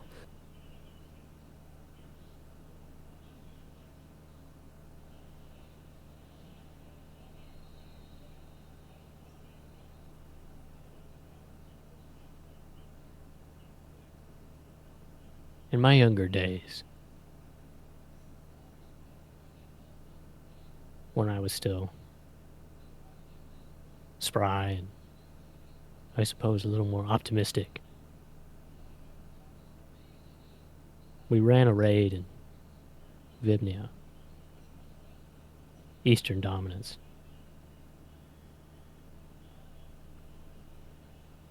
One of the houses had been smuggling during a period of prohibition. You see, for a while, Vimnia didn't allow exports from certain worlds.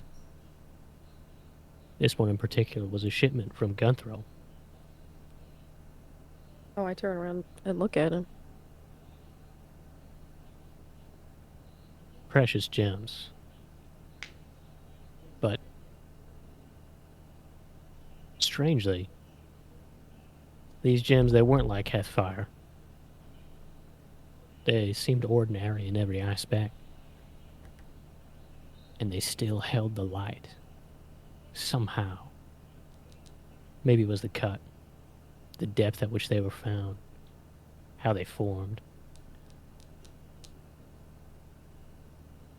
Couldn't tell you, not a scientist myself. Regardless, clearly, the houses wanted these for some sort of status of wealth. Something arbitrary, something that didn't matter.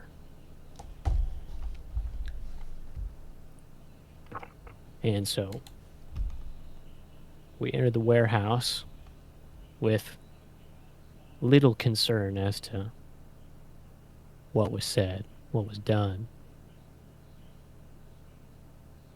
And I was told to ignore their cries by my commanding officer. So I did.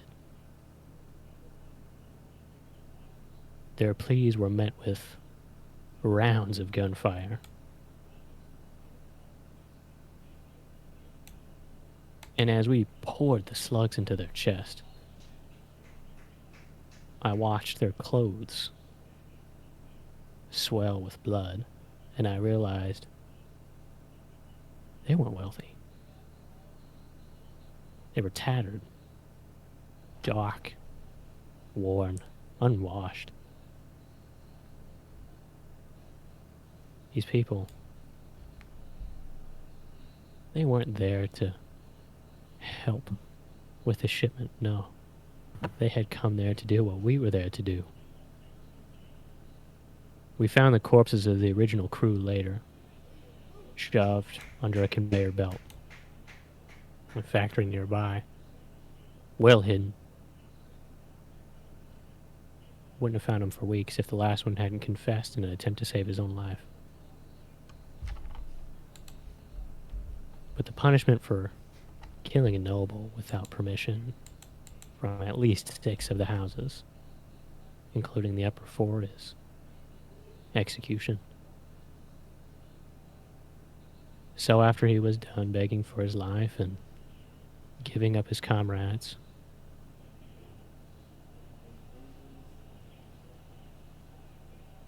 well, we just shoved their bodies under that same conveyor belt and moved on. You see, in Vimnia, criminals don't get burials. Not enough space. No, they're just left to rot. Whatever place you can find for them, whatever solace your people may have for the dead, where I come from, that doesn't exist. So if I were to kill you right here, right now, I would leave your bodies to rot in this room. This scientist would just cover you up, work like nothing happened. And whatever family or loved ones you have, well, they wouldn't receive the solace of a body or even a confirmation of death. Just the void you leave behind in your wake. Is that what you want? To leave behind a void? Do you want this room to be your coffin?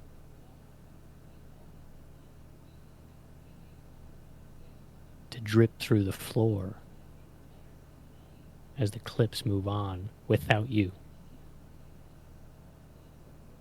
Or will you listen to your captain and stand down? I will say this one more time. You are under arrest. So, cut the star brine and lay on your hands and knees. When this show is all over and everyone starts moving again, I'll see to it you get medical attention. I'd say that's rather fair. He walks over to his cloak on the ground, picks it up, puts it back on. He looks down at you, Eskar. I know some of you might want to play hero. Might want to go out with a blaze. He looks over at Crom. But though you are your father's children, you are not your father's.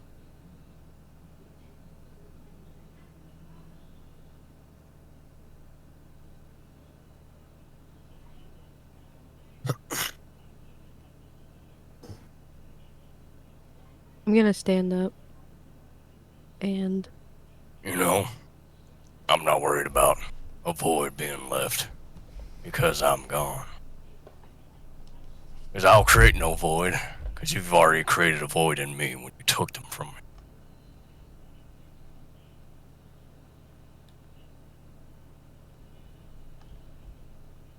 If you believe that you will not leave an empty space when you go, then you are a fool.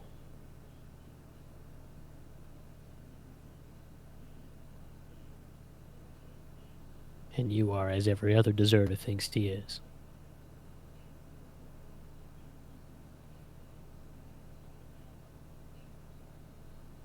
Or as they are.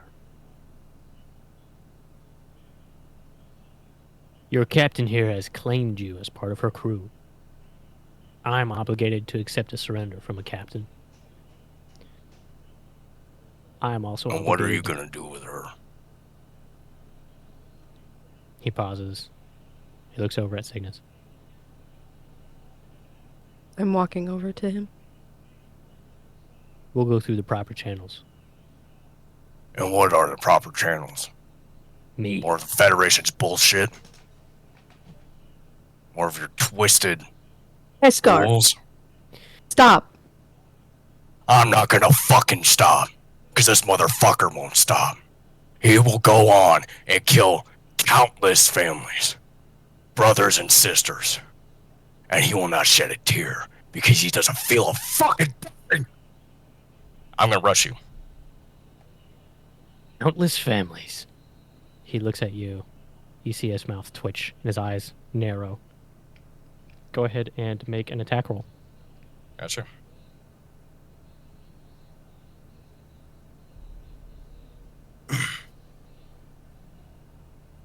That's gonna be 22.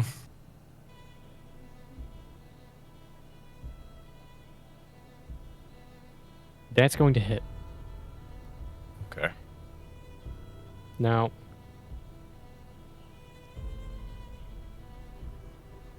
he's just going to take it. So go ahead and roll whatever damage you would. It's gonna be 10 bludgeoning. Okay. He takes the full.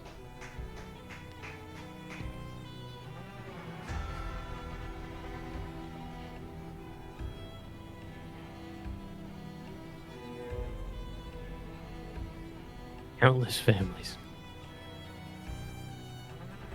Where have I heard that before? Where have I seen that before? He places his hands on your shoulders and they begin to tighten. He's going to attempt to grapple you. Go ahead and make a contested check.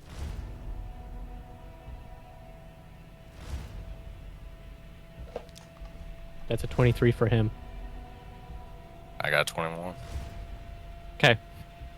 He just grabs you by the shoulders, and you can feel, even though you push against him, he's not moving. He begins to tighten his grip.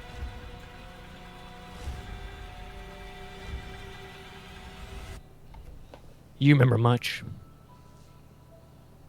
about when you were a kid. I recognize you, boy. I watched you kill families. I watched your father slay families. I was there during the talks of peace. I was there during the lay down of arms. As they watched you promise them there would be no harm done to them. I owed those people. I owe those people.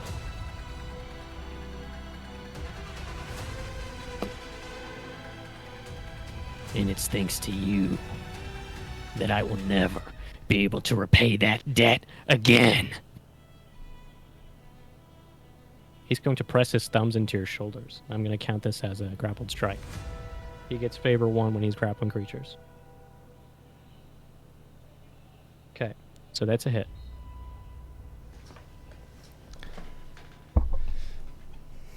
His thumb sinks into your body. And I'll say, he's not trying to kill you. He just wants it to hurt. So you're going to drop down to 0 and then come back up to 1. And you just feel an excruciating pain radiating from your shoulder. And then he does the same with his other hand. Again, that's a hit. You black out, come back to focus. And again, you feel that excruciating pain coming from both your shoulders as he pinches these pressure points deep into your body. You can feel the floating joints in your shoulders begin to separate from one another as he pulls your arms apart from the rest of your skeleton. Can I run up and punch him? Kron, there's something I need from you. Something you owe me.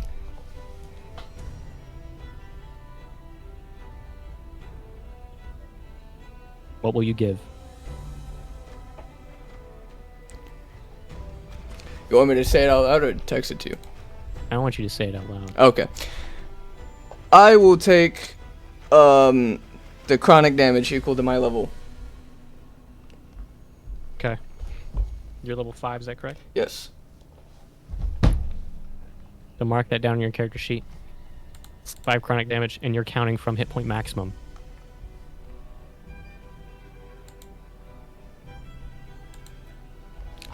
Okay. You're going to attack him? Yes. Castillo's hands cling to your fur as you rip away from her.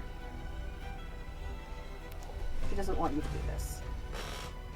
Castillo, go ahead and make a grapple check. And then, Karame, I need you to contend this.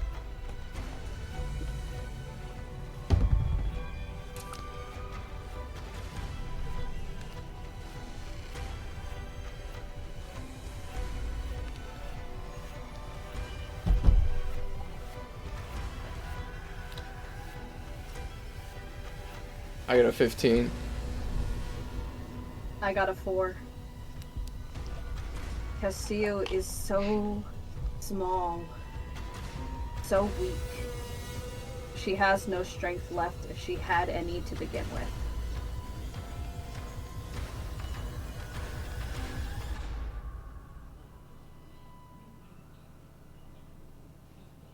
And she used all of it to hold you.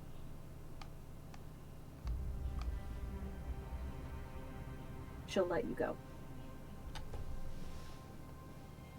You hear Castillo's body fall against the ground as her hands just tear away.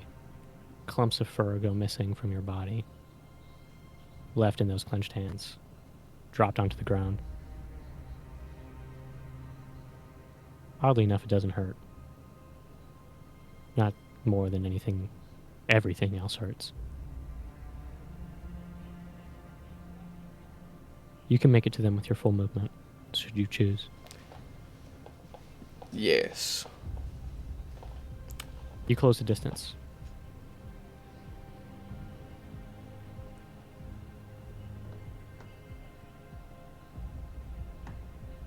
I'm still gonna punch him.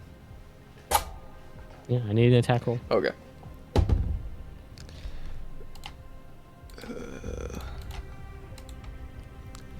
Unnatural 20. That is just barely going to hit. Ooh. Okay.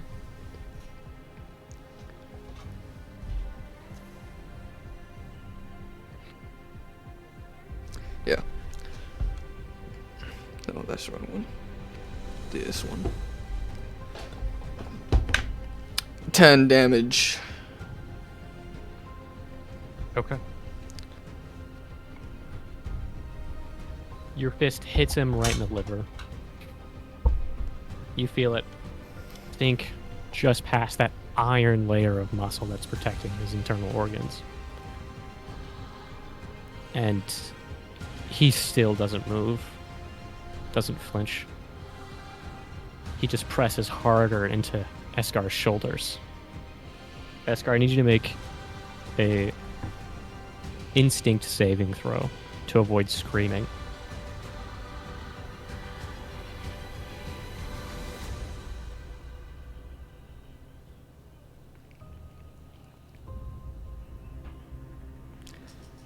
Can I analyze to see how he looks? I'm gonna... Okay, yeah, I'll do this after. I'm lumping you all into the same round now. It's you versus him. I got an 8. 18? Okay. You feel a scream rise to your lips. And it's all you can do to shut your teeth and swallow it. To swallow everything. I'm gonna look at Eskar. Please. Stop. What good will any of this do? It will stop him. Eskar, you can't stop him! I will try. You're gonna die trying! And who cares? I care! Anyway. Go on. Throw away your life. As he presses his fingers deeper into you. Throw away your life just like your father did. I'm gonna hit him Throw away again. their lives like your father did. Like they all did. Like they all do. Eskar, I care.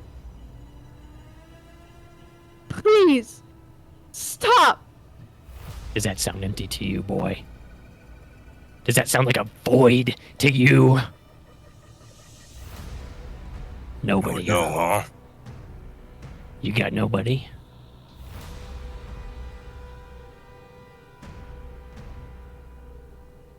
Thanks to you. How convenient.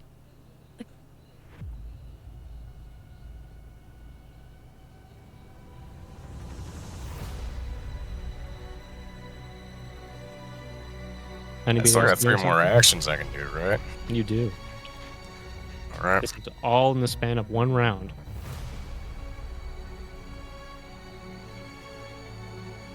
I'm grappled, yes. You are. Okay.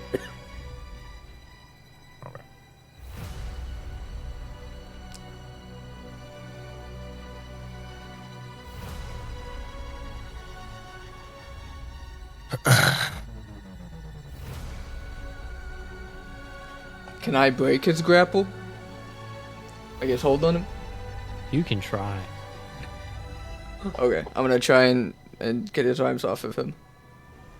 I mean, the best that you can do, Dawson, is try to give Eskar the assist action. Okay. Okay. That'd give me favor 1 on escaping. That would. Okay. But I'd gain a level of exhaustion because that uses fatigue. It does. Alright.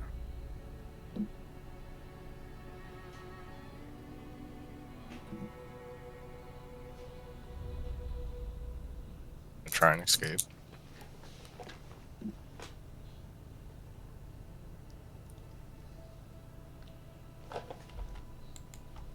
That is going to be a 31.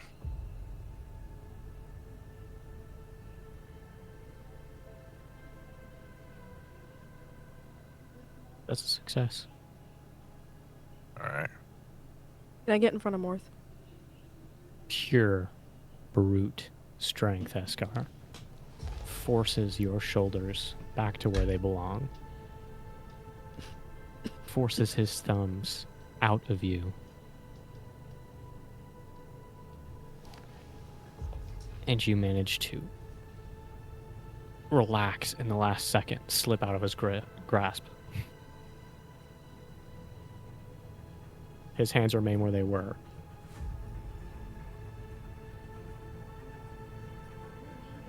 Alright, but I'm going to use my last 2 attacks, or actions to attack.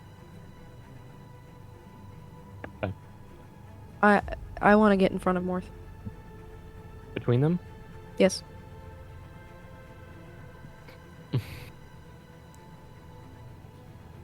Can I grapple Eskar? All of you, I want you to all, because you're trying to do this before this happens. Like each of these things, you're competing against each other. This is going to be a dexterity contest. Okay. I want you to roll initiative again. And we are going to resolve your actions in the order that this determines.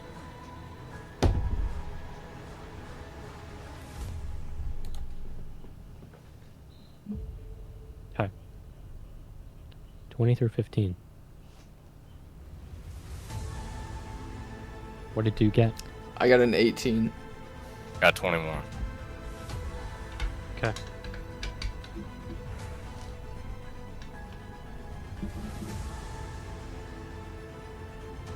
Eskar, make your attacks.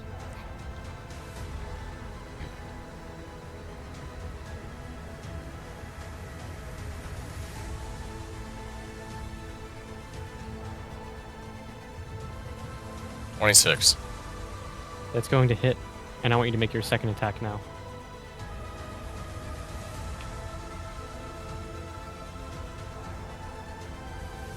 That's an at 20. Okay, roll all your damage at once.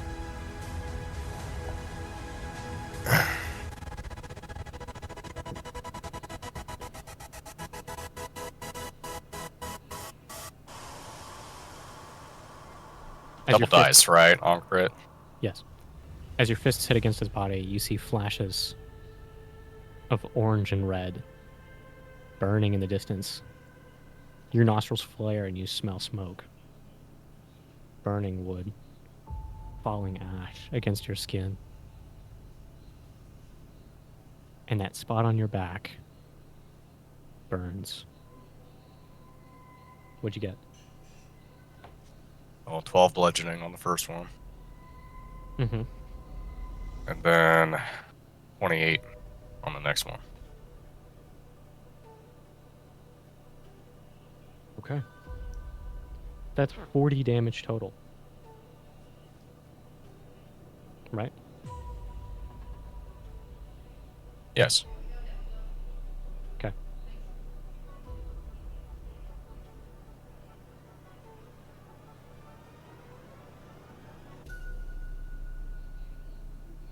Your fists make a deep impact as they pound against his ribcage.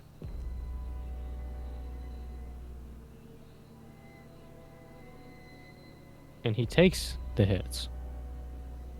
And you can tell you're doing damage, but his face does not show it. His body does not feel like it's getting weaker.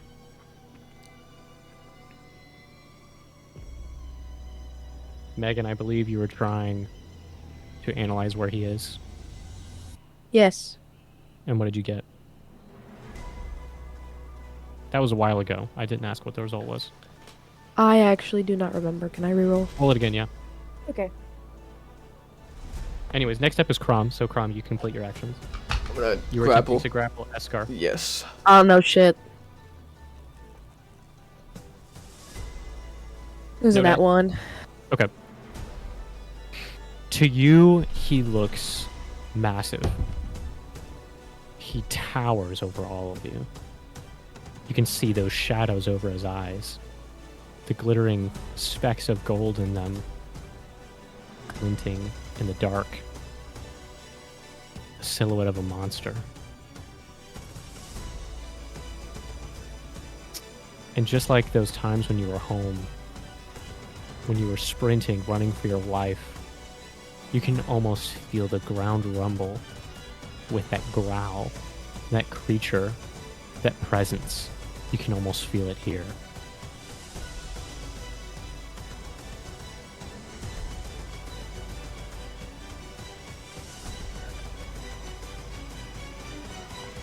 Did the two of you determine your athletics checks and your acrobatics, if so?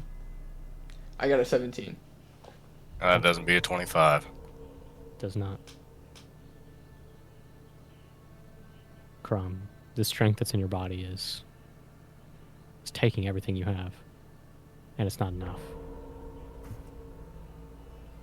You're in bad shape.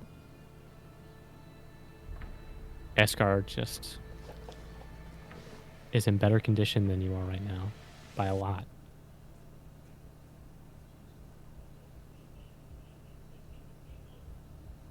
What do you do with your remaining turn?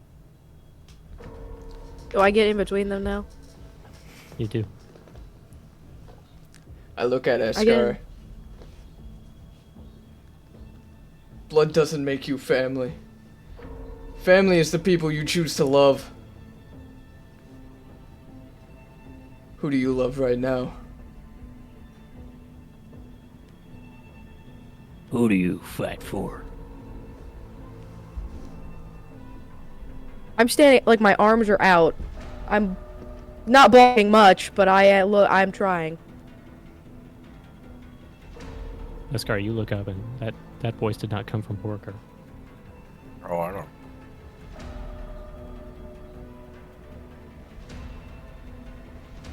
Eskar, I am your captain, and I command you to stop. So you take your axe, and you swing it just like that. Don't forget to use your tail. But remember, this thing you swing, it ain't just for killing. It's for protecting. I ask you this, and when you can answer this question, I'll let you come with me on our next raid. Why is it you fight? Who is it you're looking to fight? And why? Why would you fight them?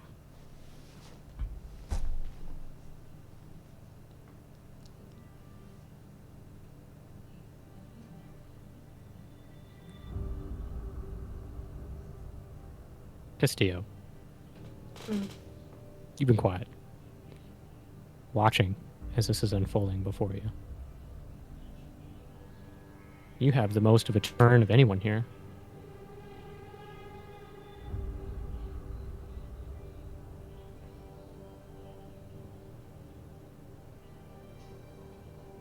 What is there to do?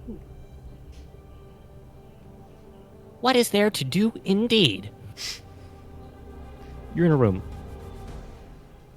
A rubber room. A crystal... Shut up. A crystal burns in the corner. It's warm. You sit on your bed. Lay on your bed, actually. Staring at the ceiling of this room. This damn room.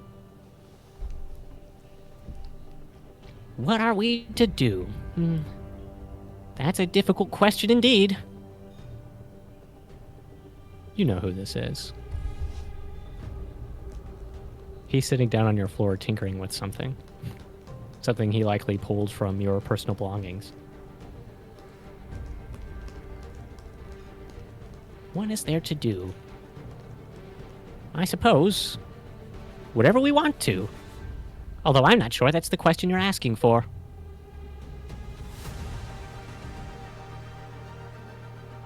Not everything has a purpose. Not everything has an end. They would have you say that, but I can think of a few things.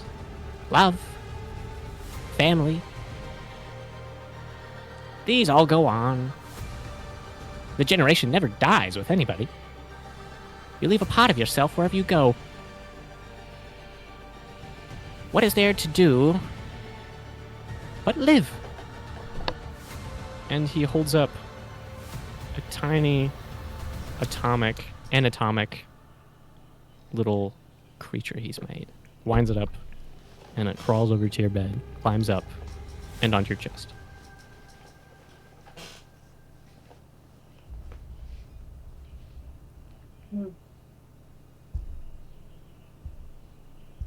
Tia holds it close. You look down at your hand, lift it slightly, and the spider's not there. It's just covered in blood. Blood and fur.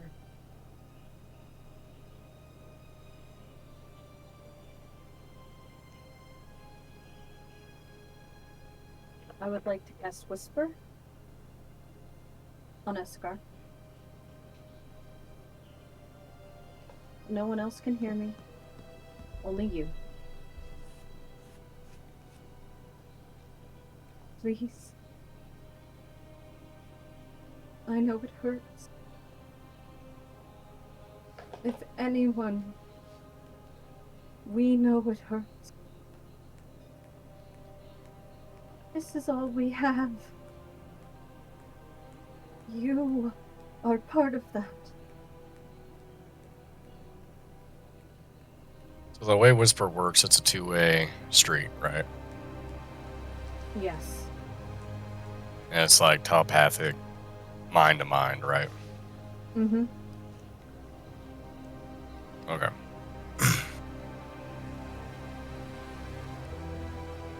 When you whisper that to Eshkar,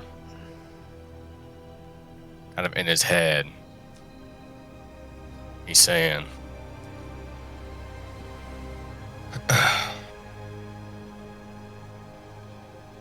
he can't have them too. He can't have them too. I have to fight. No. You have to live. I cannot lose another family member. You need to step down. Now.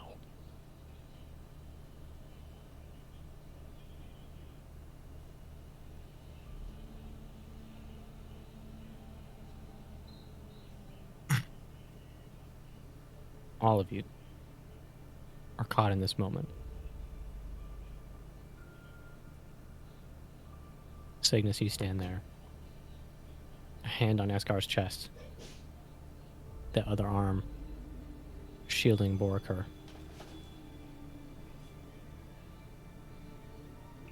Crying. Eskar, you're in the middle of them. You look down.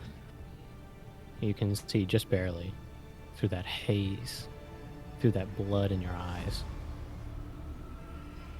Streaming tears, sinking into the cracks of her face. Crom. An arm not holding back, but still draped around your waist. Limp. No strength left to hold you back. In fact, he leans against you for support. You can feel him trembling. Each breath sounds like it could be his last.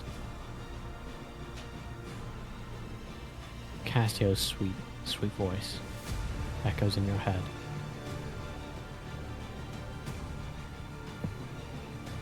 You turn ever so slightly, you see them lying on the ground. Limp. Just an outstretched hand.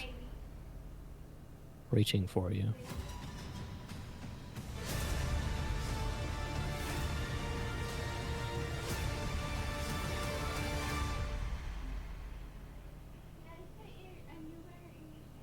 Make a choice, son.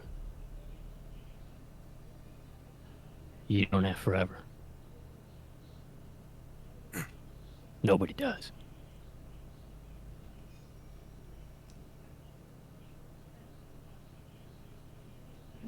I'll drop the weapon.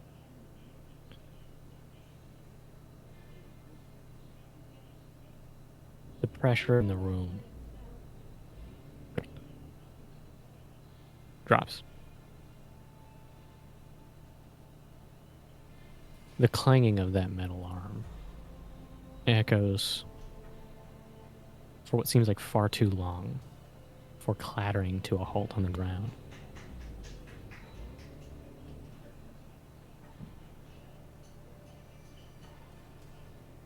Cygnus, you feel, on your other hand, pressing against Borker's chest, that the tension is alleviated ever so slightly. Just so subtle, just enough to let you know that he is no longer on the verge of striking. He lowers his arms, pats you on the shoulder. Good work, Captain. I don't say anything. Now, like I said, everyone on their knees. I want your hands above your head and I want you in a line.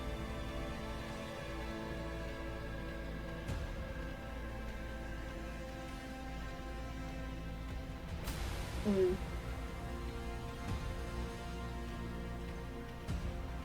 Your captain gets on the ground. Help, please. He looks at you, Eskar, and he nods over to Castio. I get down.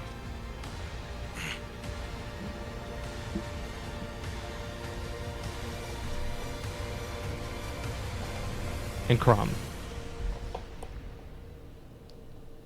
I want something from you. Give it to me. As Eskar goes to get up, my one hand that was wrapped around him falls of its own accord, and I just slump to my knees.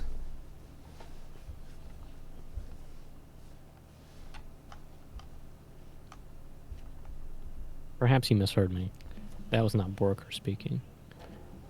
That was your Gore Master. Yeah, I know. What do you offer me? My left arm. Or whichever one was wrapped around Eskar. That's what I meant by that. You can choose. I imagined you're right, but you can choose it to be your left. Okay, then the left one.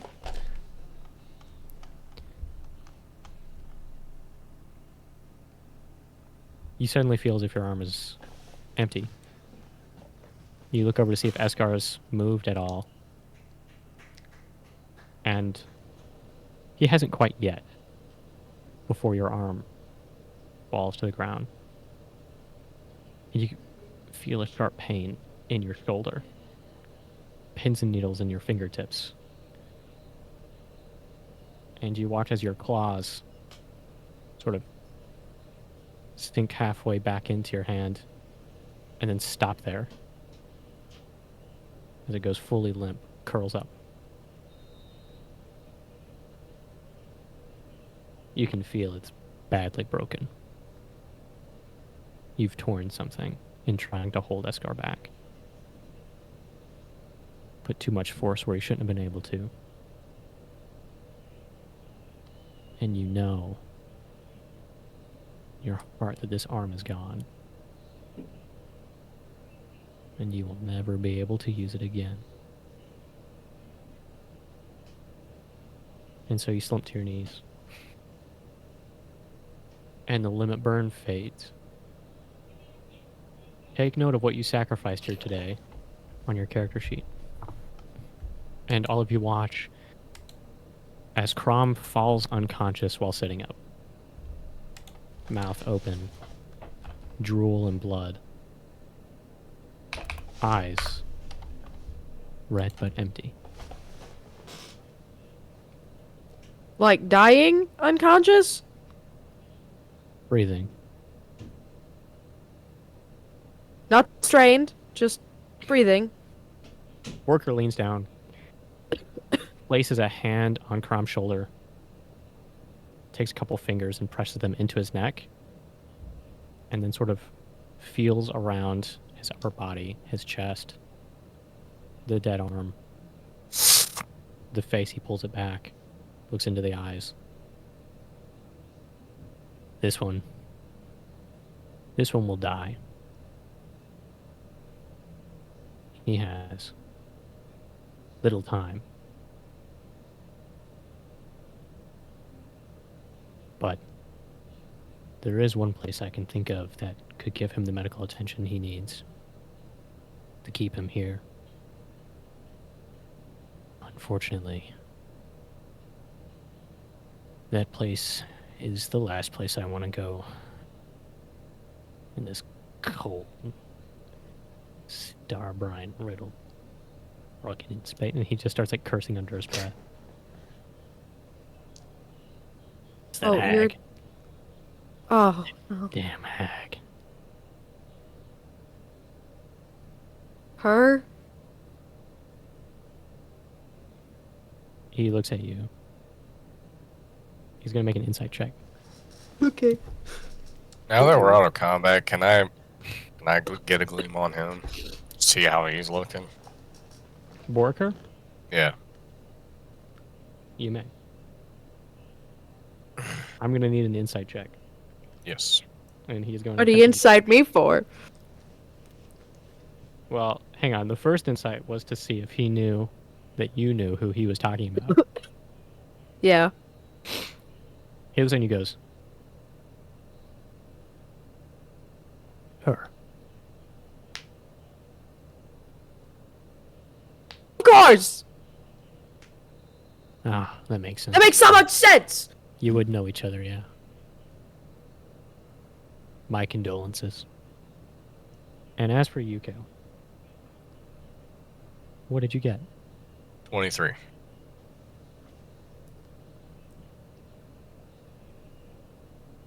That beats his 6. Sure does. You can tell that in this battle, he was worn down considerably. But you do not believe he was whittled down to half strength. Fuck.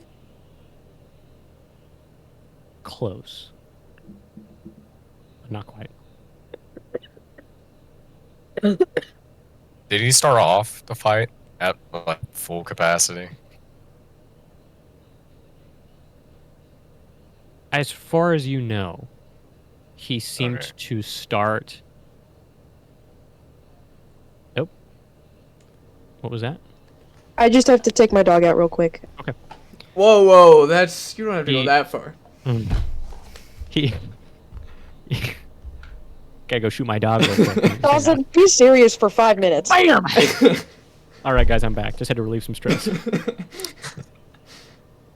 No, okay, so... You can tell he seemed to start the fight off under some pain, but physically, he was fighting unhindered. That being said, with an insight check that high, I'll let you know. He didn't use every bell and whistle against you that he might have had. Oh, I know that. Yeah, this was a fight I was never going to win. I knew that. I'll say, as your Gore Master, I would not make a fight that's impossible to win. Like, I wouldn't make a fight and then not let you kill the person, if that makes sense. Oh, yeah. That's impossible from a perspective of, oh, this is extremely hard, yes. Impossible from Well, a I had less narratively- of a third of my health to begin with. Yeah. No rages. I just wanted to clarify for you that It's bad. I would never make an encounter where it was like literally impossible for you. Oh, I know that. I'm just saying. Okay. For me to 1v1, there's no way. Maybe if I got the strangle off, but If these dice had fucked me sideways, maybe you could have gotten him down to half health. maybe. And I think this moment is where we're going to take our break. Okay. Okay.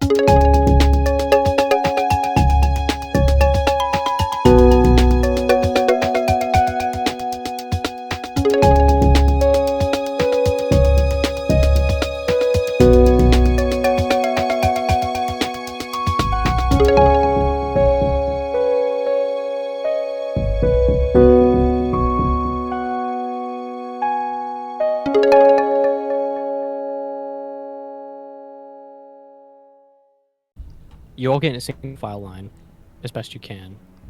Obviously, helps- Crom is not conscious. Who helped Sorry? Theo up?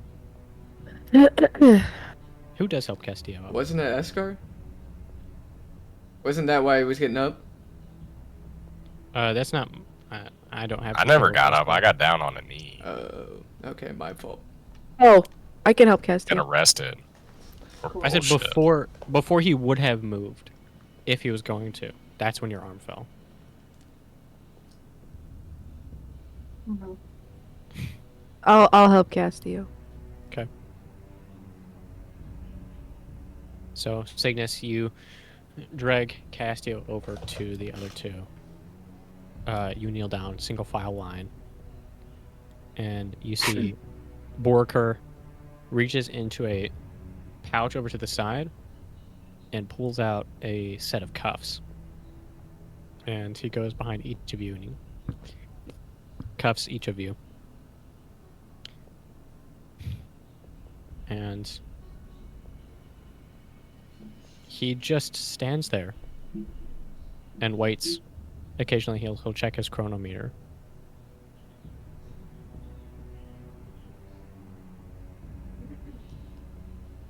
Are there any character moments, realizations, thoughts anyone would like to get out of the way before we move on?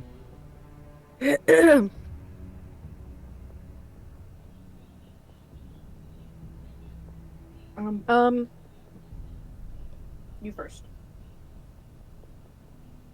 I would just I would lean against you, Castillo.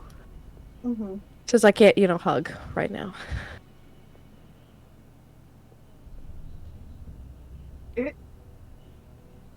It would take all of everything she has right now to keep you upright, but she'll let you. Oh, I promise I'm not putting my full weight. It's just like a little, Mm-hmm. Yeah. I take one last look at everybody.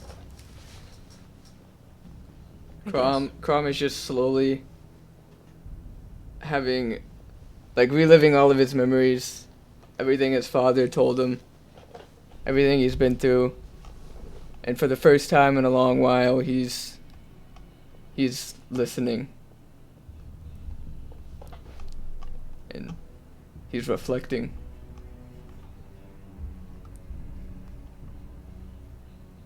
How does Escar look?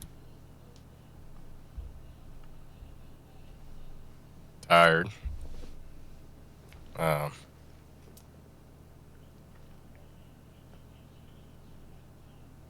don't know. Do an insight check on it. Okay. Maybe she will. Mr. Mysterious. Just- I believe my insight is... That's a 21. The 21. Yep. Oh, that beats an 8.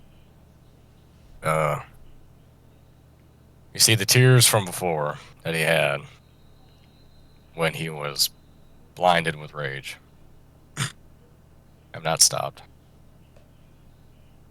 And he's got a very thoughtful look on his face. And, when you look at him, he looks over at you.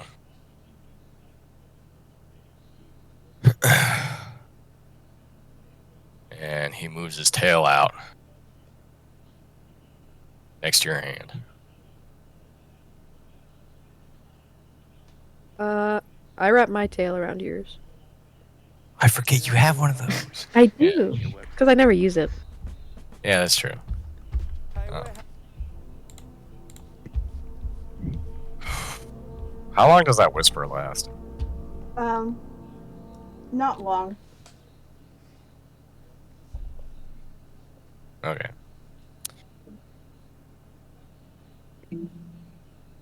But it is a cantrip, so I can keep casting it at people. Oh. Mm-hmm. You know. So if I get any sort of indication that you might want to talk to me, I can do so.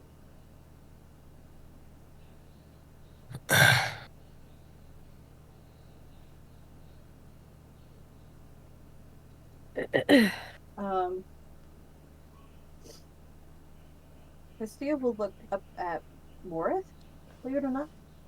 Mm-hmm. How much attention has he been paying to her? To you specifically? Yes. Relative to the others, not as much. Probably the least amount. Okay.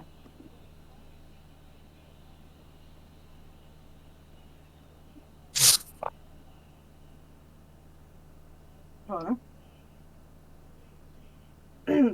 General, Speak. my bag. It's over there. Sure you noticed that I don't really part with it? He looks over. Your bag? Mm-hmm.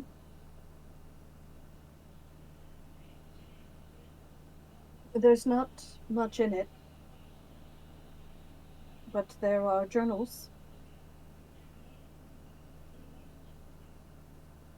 If I am allowed to request, that is the one possession I would prefer to keep. The journals.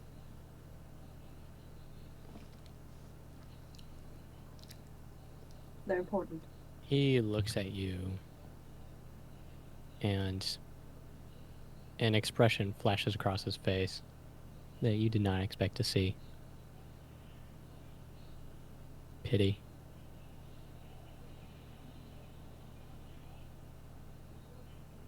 And he walks over to your bag. He scoops it off the ground.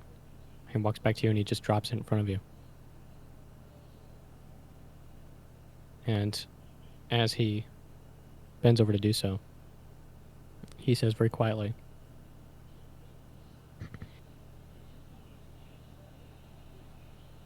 "These journals. I'm sorry to say they are not as important as you think they might be." I think you misunderstand what is of importance. But certainly you understand legacy.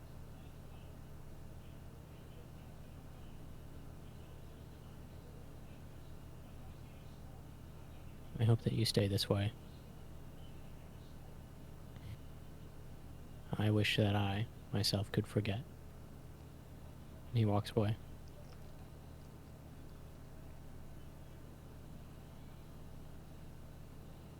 Castilla's hands are moving ever so slightly in the cups.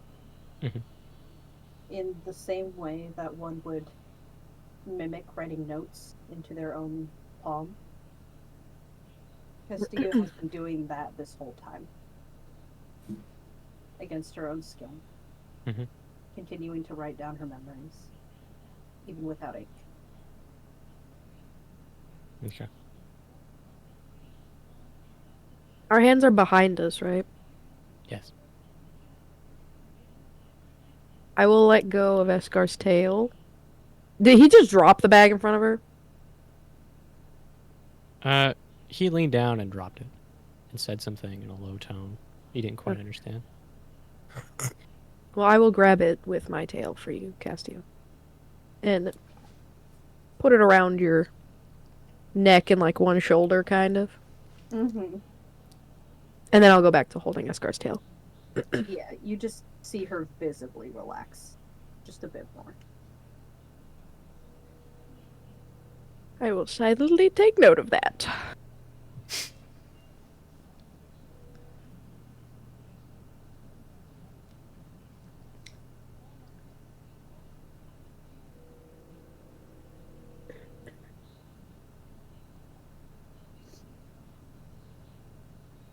Anything else before we move on? I'm good. I got nothing. All right.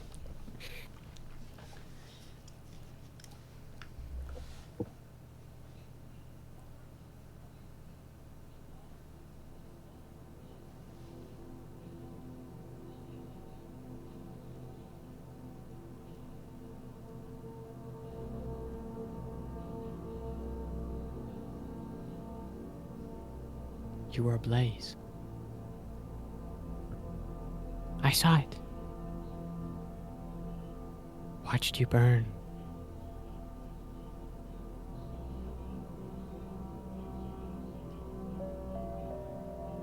Do not know.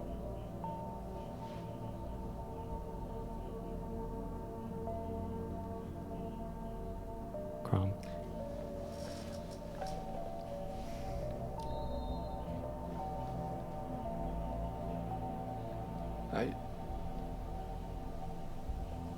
I needed to protect them.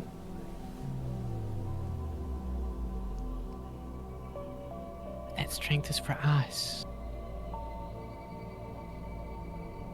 My ward. You feel hands wrap around your stomach as something cool, like mist, embraces you from behind.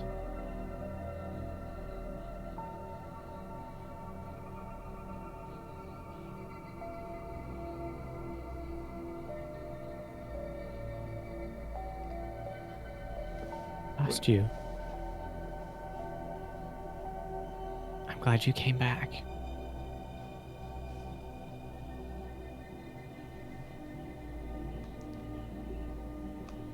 Who are you?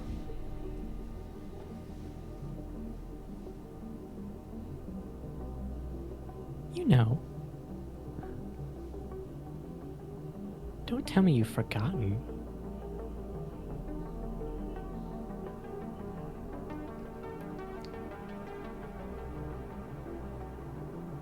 The voice from the sea? From the sea. No. Once, perhaps. But you're mine now. My red sin.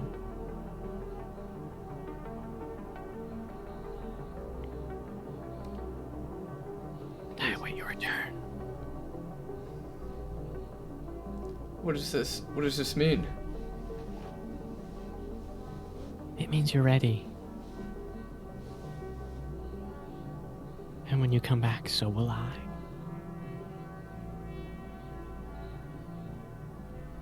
Until then. You feel the cool, misty hands run along the sides of your body. Fingers rake through your fur. And then they evaporate.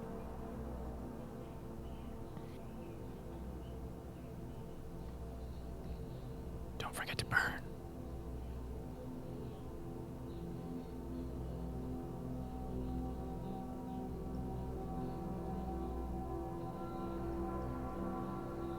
You sit at a table made of petrified stone.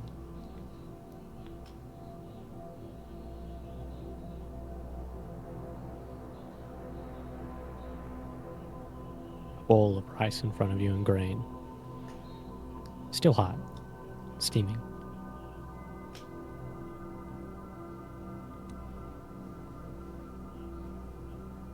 You look up. The only one left. Your brother, Ragnar. A stack of bowls next to him as he continues to eat, finishing another one, setting it down, scooping from the nearly empty bowl, scraping the bottom for whatever he can find left. There's one fish left.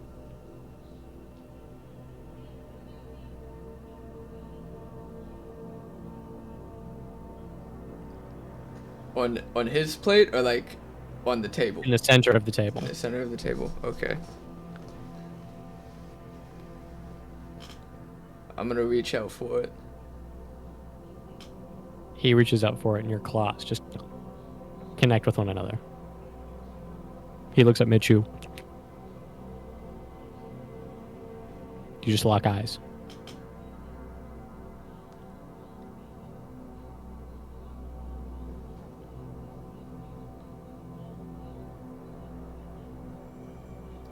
I slowly back up, move my hand away a little bit. What's the point of strength?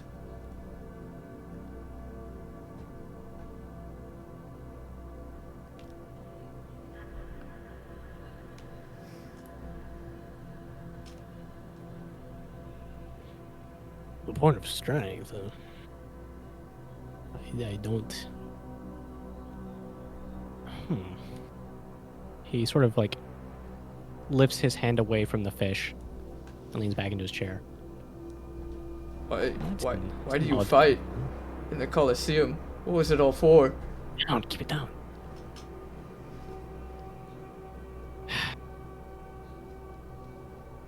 I suppose I fight because I need to.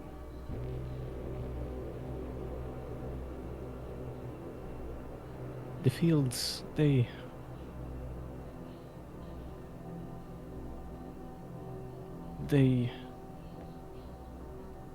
infuse me with something. This life. I just feel like I have more to give.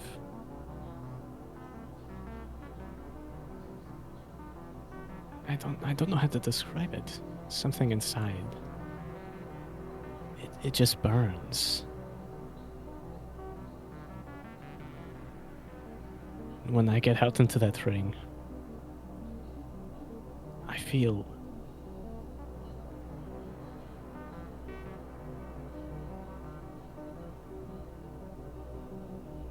like my spirit is on fire.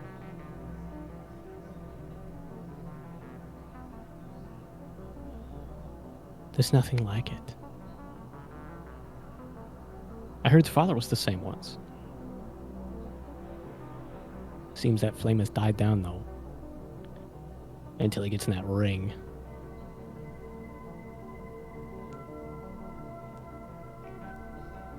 You know,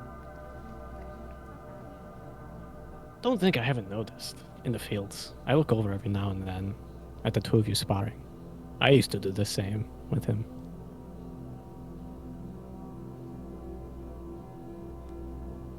Don't tell anybody.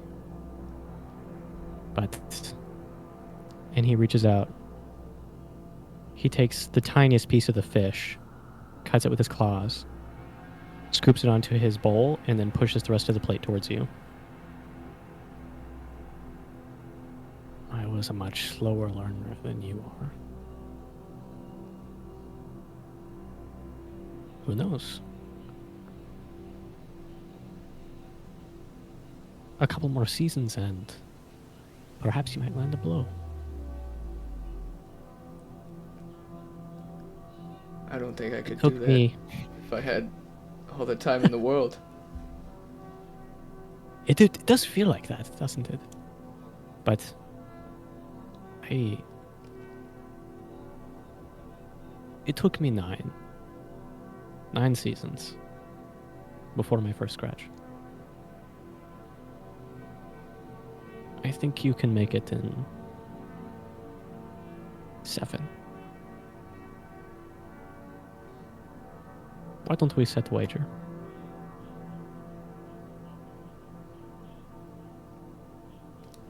What kind of wager?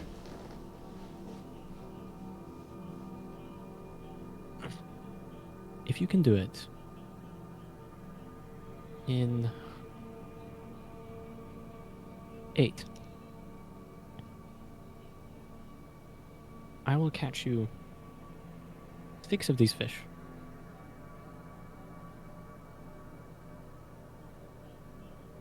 But if you can't, you owe me a fish for each additional season it takes.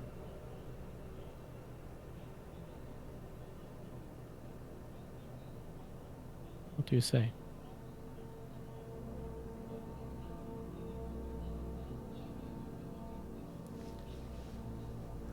Gives you a reason to fight, no? I'll try. then you better get eating. Certainly can't win on an empty stomach.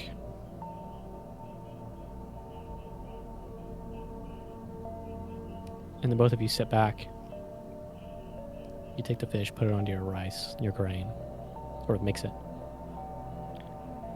You put it in your mouth, and it all just melts away.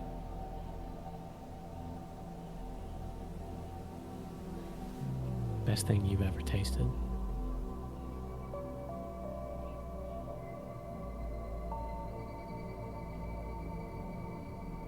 And then there's just field. Golden grass stretches to the cliff.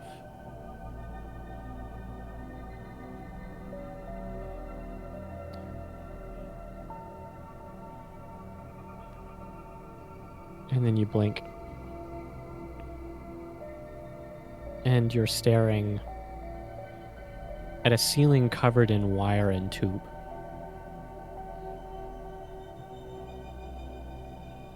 Those stars in the sky, they turn into lights glaring down on you. You can feel your body is strapped to some sort of table. Your fur has been pushed back. Pressure on your arms tells you that something seems to be poking into your skin. And in this sort of like hazy dreamlight state, you look over to your left, and you see a couple of figures standing there.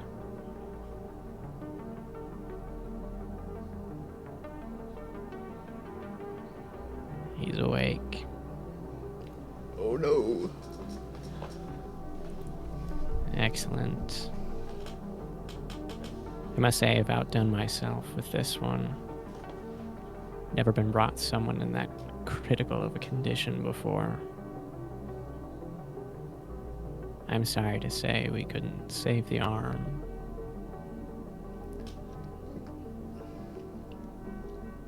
Cromie, you look over to your left, where you can feel that pressure on your arm, those needles. You look down, you don't see anything.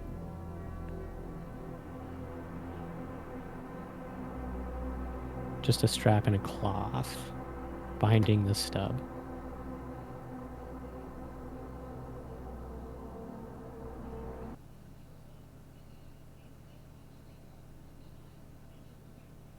The stutter ended several narcs ago. You could feel it in the air. A spark. Through the floor of the walls, the atmosphere itself just charged. And almost immediately,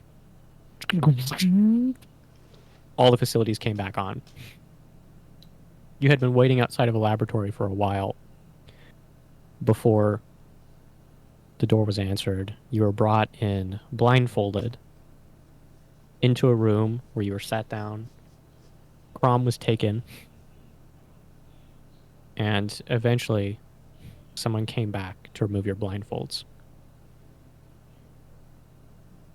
A tall man with a short-cut black mustache. He seems Vimnian. Short hair held back with a sort of like surgical bandana.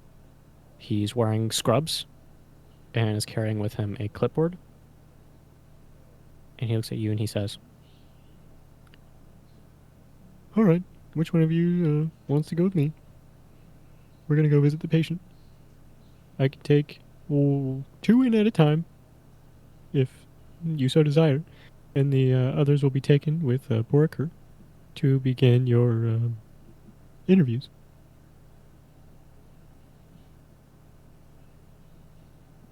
I understand what you went through must be stressful. I can see it on your faces. A little bit of trauma. But just know that in time all of that will heal and you'll be back to normal and chipper as ever. Just as soon as you get some food in your belly.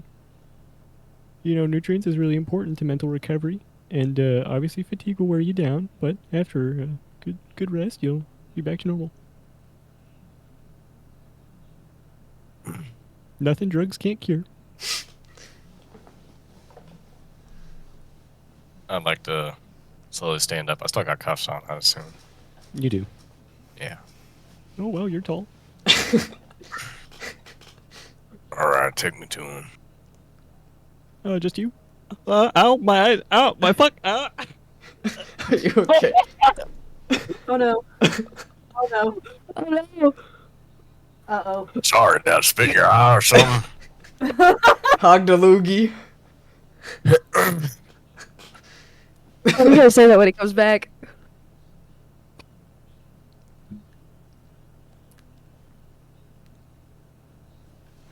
Does Castio say anything Mm-mm. after he asks that?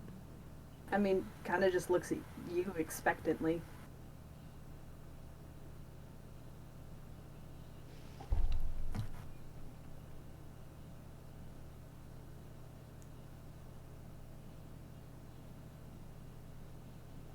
I'll go see Morth first. No. You are the captain. You should see Crom.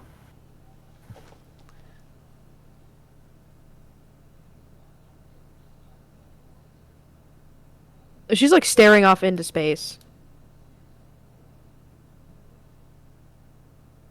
I am equally terrified of both situations.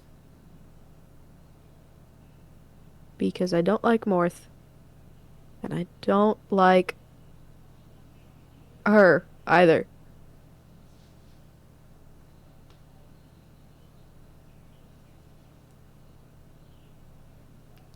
Oh. There he is. Oh, there he is. You good? Hey, bud.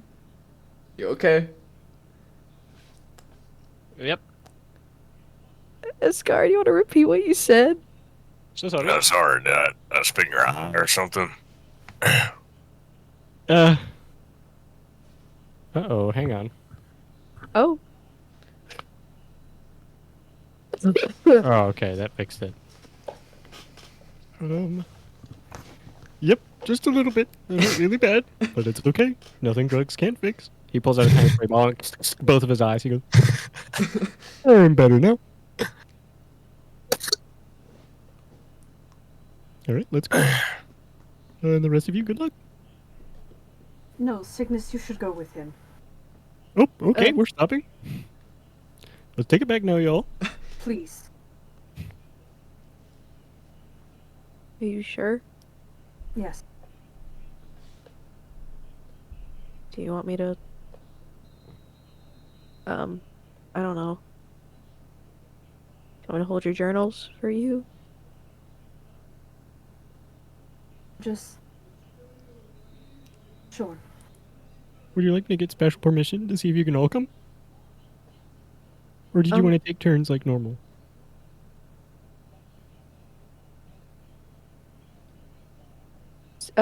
Special permission would be great. I don't have the confidence to do that, so we're gonna do it the normal way. I was Why really was hoping it you were gonna offered? say no. Why was it offered? I wanted you to like me, so I gave you an option. I don't like or dislike you. That hurts. Your words cut deep, deeper than any scalpel. Let's go. Just thank him for me. I will. Alright, we gotta lower this chitter chatter to a minimum. How about a 0 right down here, so that we can get you into the room? I take my tail and I grab the bag off of you, Castio. Put it over Every myself. And then I get up. Every second wasted is another second. Yep, we can let's pump up go. full of adrenaline. Yeah, let's go. Alright, I'm going. Okay, here we go. He leads you down a series of very confusing hallways. And eventually you get to a room, looks like a blast door. Oh, most of these rooms look like they're sealed with like blast doors. You see this one has a like glass panel with cross beams on it. And he presses a buzzer on the side of the door. A panel opens up and he leans over, covers it with his body, and he beep, beep, beep, beep, beep, types in a little passcode and then leans down, his iris gets scanned, and then he pricks his finger on another section and eventually... There's no way I could have seen that code, is there? You can make a perception check, get a natural 20, and I'll say maybe. Nah, 17. Yeah. Okay. So, yeah, the door opens. You walk inside, and you see this room is covered in various different like tubes that are standing up from the ground. Hoses hooked up to all of them lead back to one sort of like vat in the center of the room. Floating in which you can see is a very wet but recognizable Crom.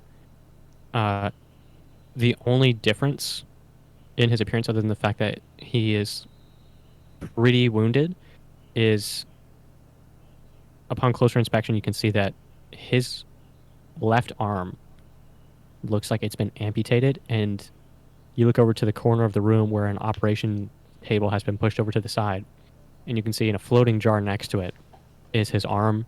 The claws are forcibly extended with a set of like wires that are pulling on them, and the bottom of the arm is tied, and then is also tied to the bottom. So it's like suspended with wire, and also is inside this like dark blue solution. The solution that Crom is floating in seems to be a like lime green, and he's being injected with something that looks to be almost like yellowish. And you can see it butt ass dripping- naked. dripping from exit. Oh, for sure. 100% butt ass naked. Oh, nothing I've seen before. Let's just say, Cygnus, he's packing. He's packing. Didn't you roll and get Yes, something really I low? rolled for it, and I got really high. Oh. So yeah, Crom's massive schlong is just like floating there in the water. Just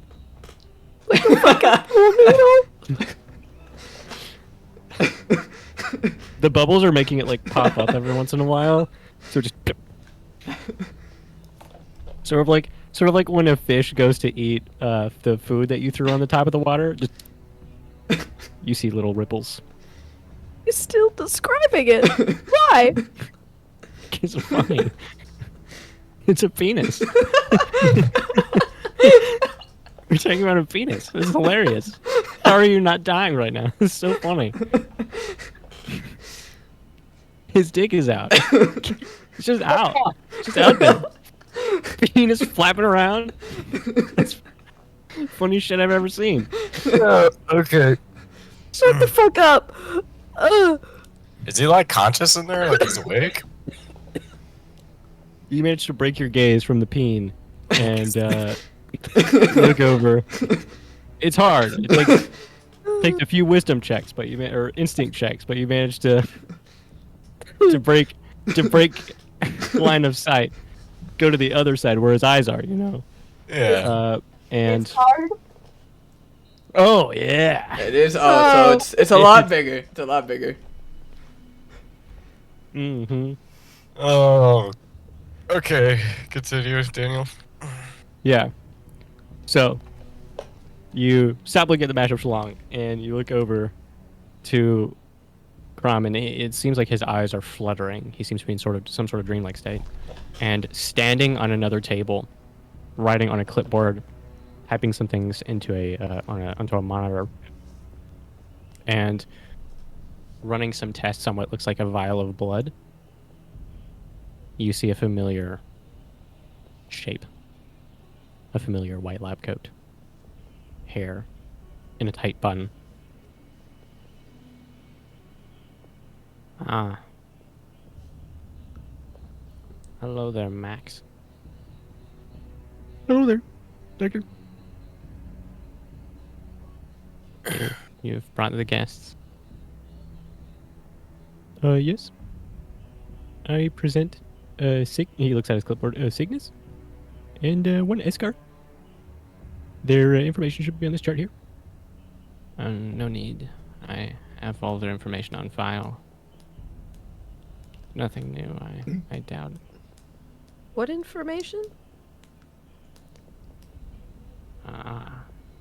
Been too long since I've heard that voice. She turns around and just smiles at you. Those black beady eyes under those thick glasses. Yeah, so what's the point of seeing him if he's just gonna be in this tube? Oh, would you like to speak to the patient? Well, isn't that how it usually goes? Like, you're brought in when they're, like, conscious, so you can actually talk to them, see if they're alright. Well, I can arrange that. That's why you were brought here. Well, I just like. I mean, it's good to see he ain't dead. Yes, not dead. How Unfortunately, critically undead is wounded. Oh.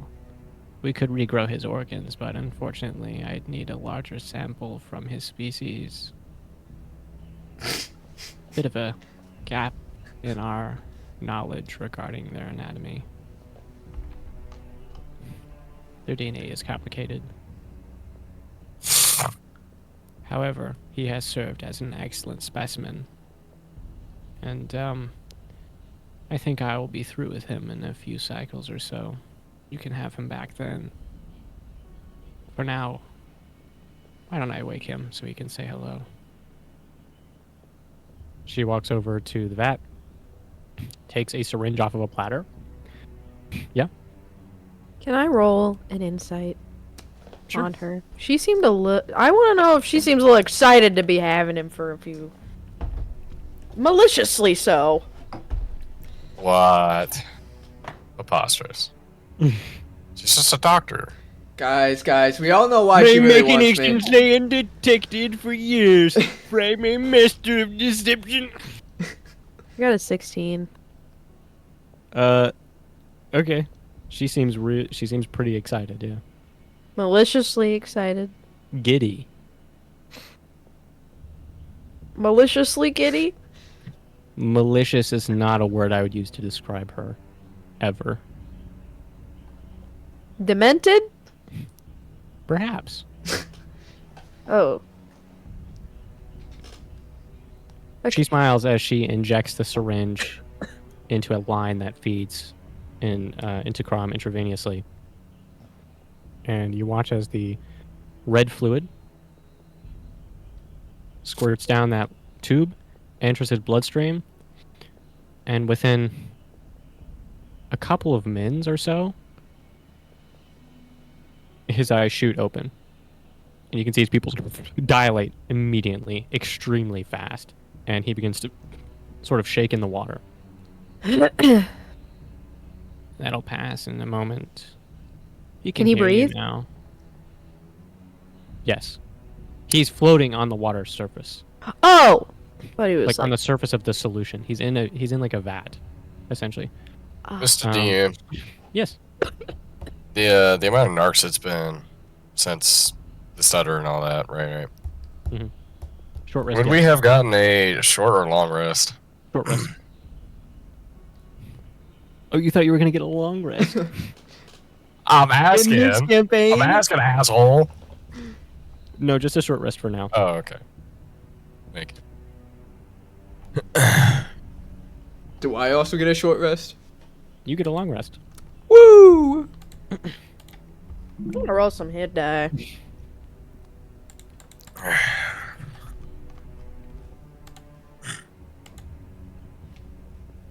This one? Oh. I'm gonna have you wake with the level of exhaustion, though. So you'll sleep that off later, but everything else is fine. And I want you to update your character sheet. Reset your maximum HP. Yes, I did that. Perfect.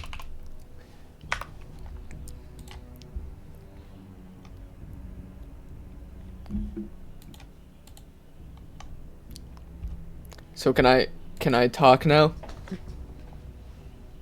You can. Okay.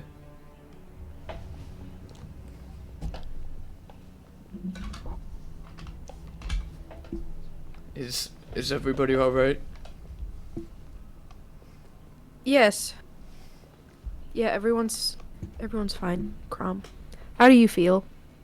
How are you? I'm tired. Talk about a glow up. They have all the trending styles. Wix. Yeah, I gives can you the imagine. power of AI to build the website you need with full business functionality. I'm so thankful that you're safe. Well, I don't know if that'd be the right word. Well, safe as in not dead.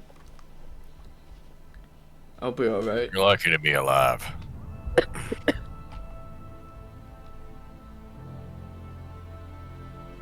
Hell, we're all lucky. Well, I mean, you know, it's funny. Usually, you're the one that's willing to fight until you die, and that changed.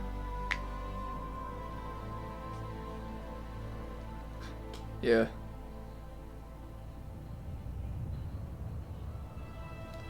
I guess I just started listening for the first time.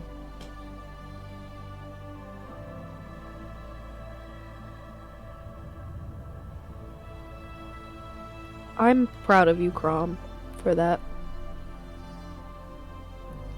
Usually, you and me kind of butt heads a lot. You don't tend to listen to what anyone says, and you actually did. I don't really know how to be like super sweet about it or sincere right now with everything, but I just thank you for having restraint. That was really strong of you. Strong is not really the word I'd use. When this is all over, I think I'd actually like to say goodbye to my father.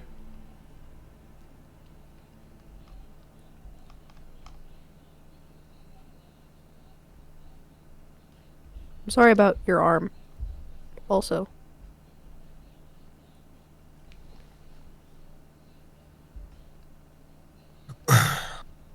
Yeah. Thanks.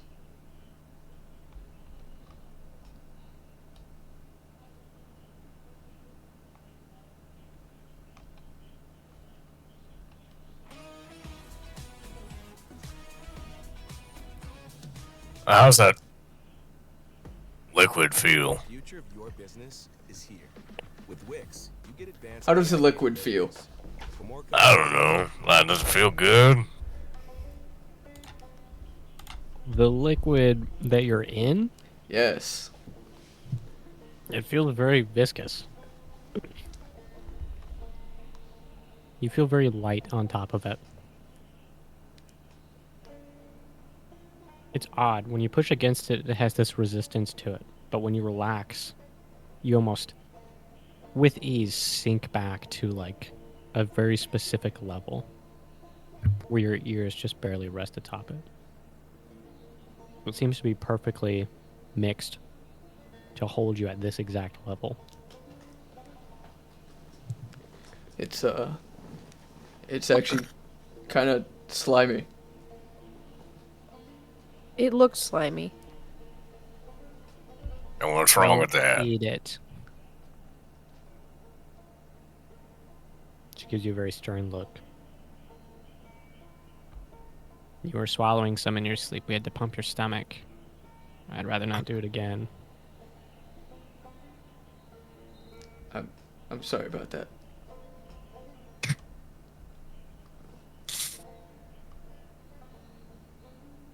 It's all right.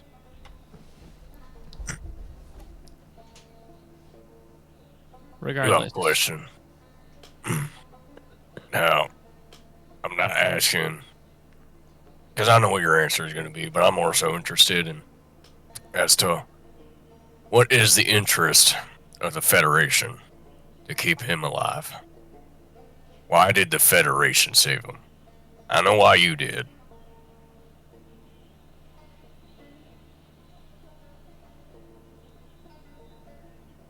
Mm-hmm. You know, it's curious.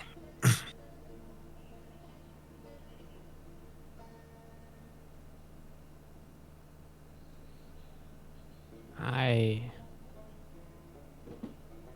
did not save him. I preserved him. I do not think there is a specimen who does not deserve to be preserved. I just happened to catch this one in time. You are lucky. If you had arrived here in mins later, you could be like that arm over there. She gestures to the arm in the floating jar. But when I was doing brain scans, I saw a spike in an otherwise absent electrical field.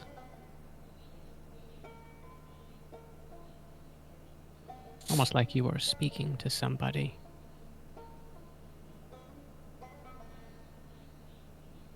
She gets in very close and gets a very distant look. I only wish I could have heard what you were saying.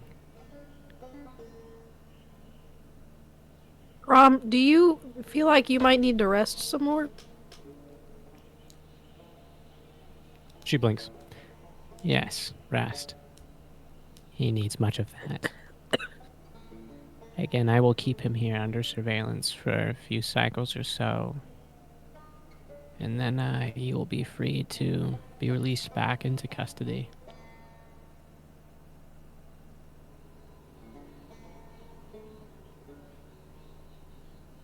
What? Okay. You know, you never really answered it when I asked the first time. I take like a step forward. What information do you have? Last I know, you have not asked for any. What sort of information? I don't know. You said you had all of our information.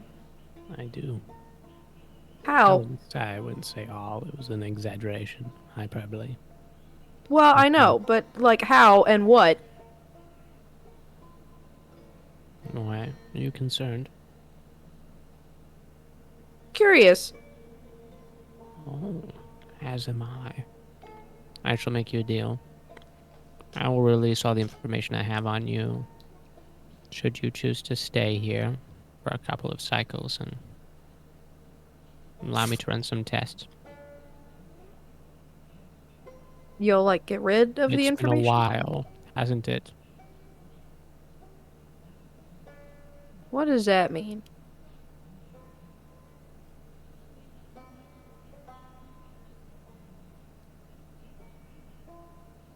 Oh, nothing. Insight. What the fuck? You may. Man. You have the faintest memory of when you were a child. Oh no. He was your child doctor? What the fuck? Oh no, I fear. Child doctors. When your mother arrived for the first time, there was a day early on when you were taken. You don't think this was the first time you were taken, but it's the first you can remember. Mother said something about it had to be her to take you. Some sort of checkup. To make sure you are healthy, they said. And you remember there was a woman wearing a mask. And you remember sitting down in a chair. You remember the words, hold still. Is this going to hurt? No, no, just a pinch. It'll all be over. And then you got very sleepy. And the last thing you remember saying was, a white coat.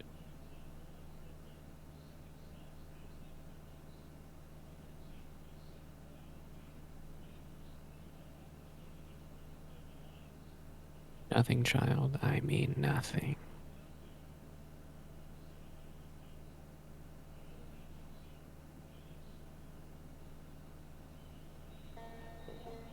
Just that it's been a while since I've done this sort of thing for a living patient.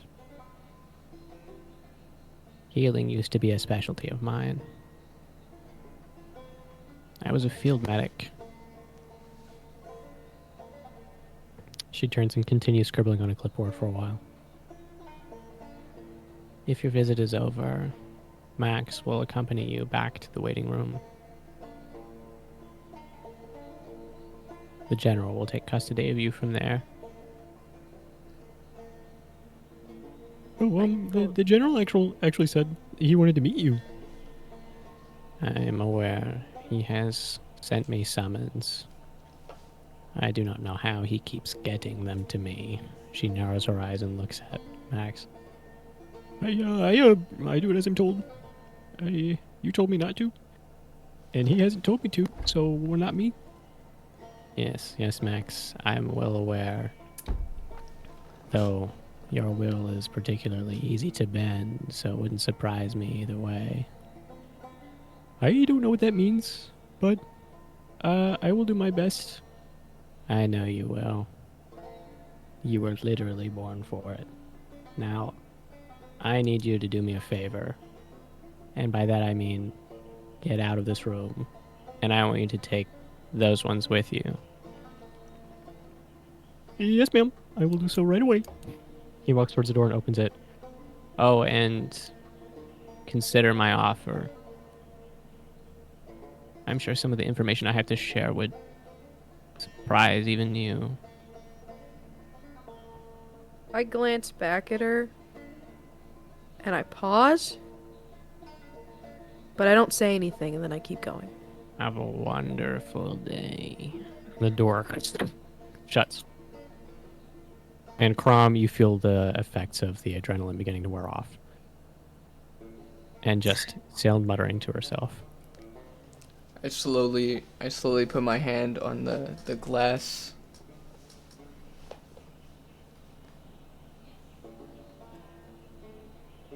Now, alone again. She leans over the vat.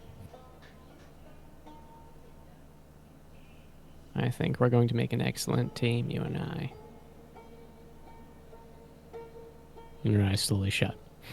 I hate her so much. Oh my gosh.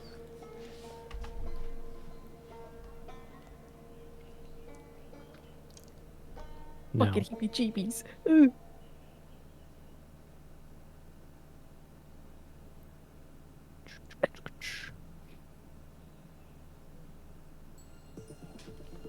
It's not crafty. Ad. I know, ad.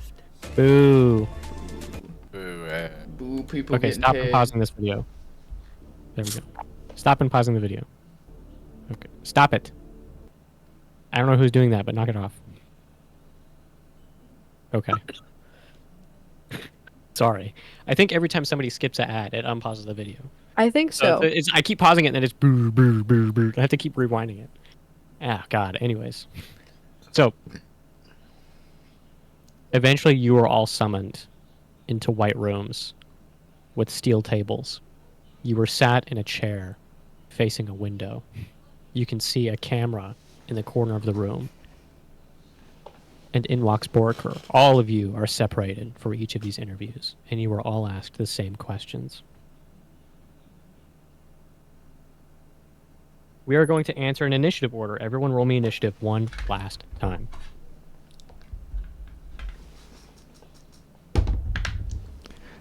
Oh, baby, we love that. Well, we know you got really low. Oh, I got really high. You'll never know. I will in Also approximately not 10 here? seconds. What? You're in a tube? Oh. Right. Yes, unfortunately, Crom is excluded from this interview. I forgot. Unfortunately. You had your little moment. Yeah. Okay. So, we're gonna go 20 through 15. Okay, what did you get? Oh. What? Okay. Did anyone get higher than a 15? Or sorry, that's a stupid question. God damn it. Did anyone get higher than a 20? Okay, so Castio and then Megan, what'd you get? 17. Escar, what'd Yeah, you get? 16. Okay. Okay. So then Cygnus. Then Escar. And that's it. Yeah. So I'm going to ask the questions. Each of you are going to take time answering them. When you are convinced the other person has finished, or you are finished, give a thumbs up so the next person can go, okay? Order is Castio, Cygnus, Escar. We are going to go through these questions as fast as we can. That being said, there's no need to rush. We're just doing a little bit of roleplay here. Ready? Okay. Borker sits in front of What's the color of my underwear? you. Definitely not the first Shut the question. fuck up! Borker sits in front of you. Your palms, please.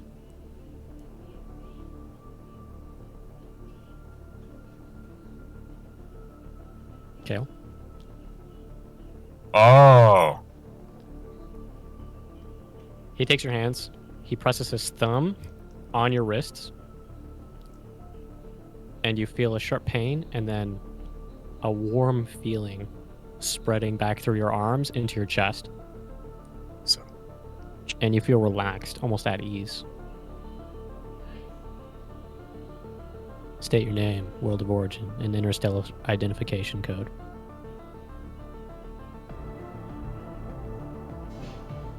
If applicable.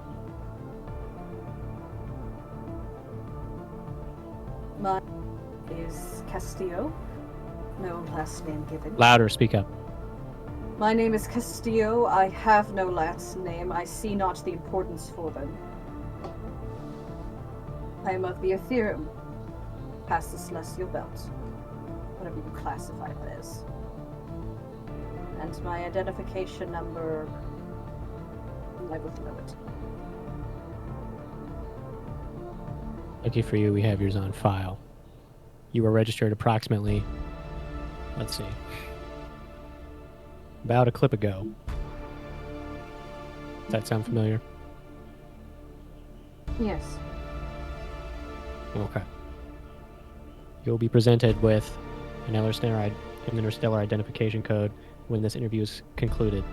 You will keep a hold of that code and the ID that accompanies it. You will carry it on your person or in your ship so that you may present it to any officer if requested. I understand. Very well. Press your fingers here. He presents you with the tablet. Excellent. Cygnus. I am State your full name, world of origin, and interstellar identification code. Cygnus Acosta. I'm from Gunthorell.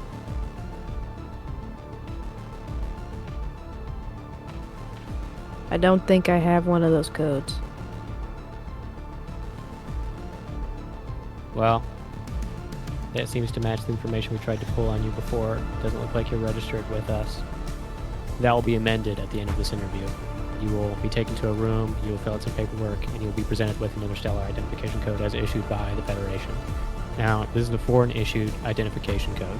You will keep it along with the ID that you were presented with, and you will carry them on your person, or you will carry them in your ship. You will be able to present them to any law-abiding officer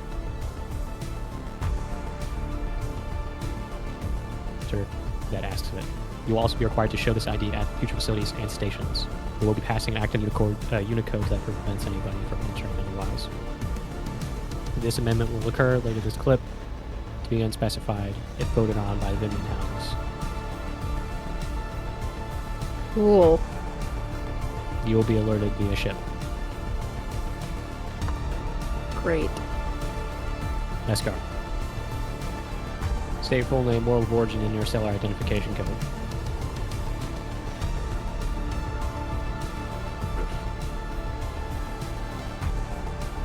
Name's Escar. code chick. And I'm from Escanar, and I don't even know what the fuck that code is. You don't say.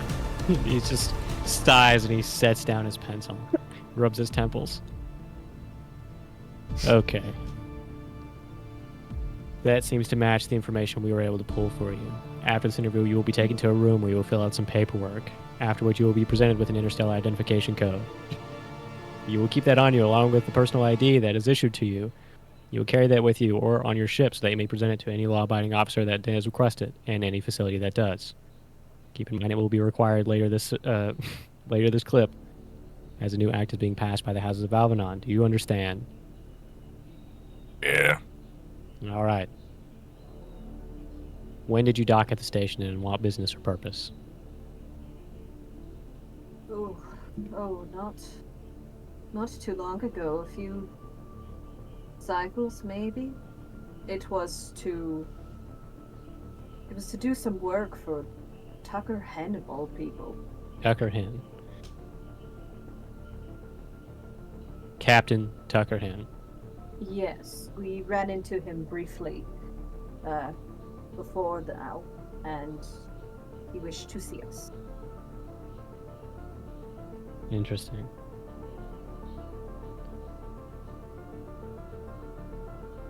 Actually, if I am to be honest, he wished for our help regarding you, really. Oh. It boils down to. Is that so? The summit. And what exactly did I have to do with your interactions with Tucker Hen, aside from the fact that he is in fact a captain under my command? He seemed uneasy about your arrival. In the spirit of honesty, he had some dirt on us. Something about Cygnus's family threatened them if we didn't help him. The help we were supposed to provide is to put a stop to some of the soul trading that was going on in the area, which we did.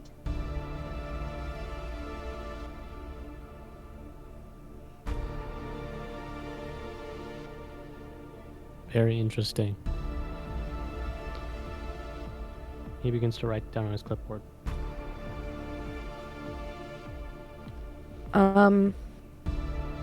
We docked, I don't even know, a few cycles ago maybe. We were doing something for Tucker Hen. Tucker Hen, you say? Yes. As in the Captain Tucker Hen. Yes, as in the Captain Tucker Hen. Okay.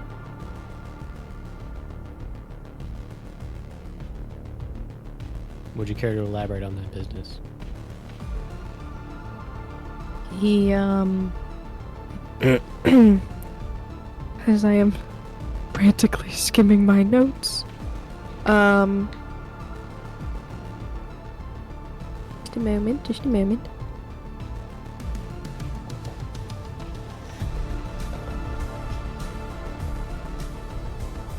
We got into a little bit of trouble when Killian was still around, and got brought to him. He said, hey, do this job for me, and you'll be good. You know, I wasn't gonna do it. I was just gonna accept it, and then he threatened my family. So I had to, you know, we went and did a thing for him, came back. Killian was dead. We were coming back to catch up on that. Interesting. He makes none of it on his clipboard.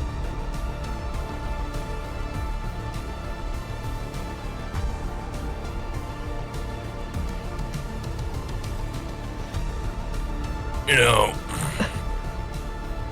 it was a couple naps ago. Oh boy. What we came here for was some jackass. That's some chicken. You wouldn't happen to be referring to Tucker Hand, would you?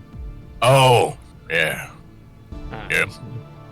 No, he made some threats to our, captain.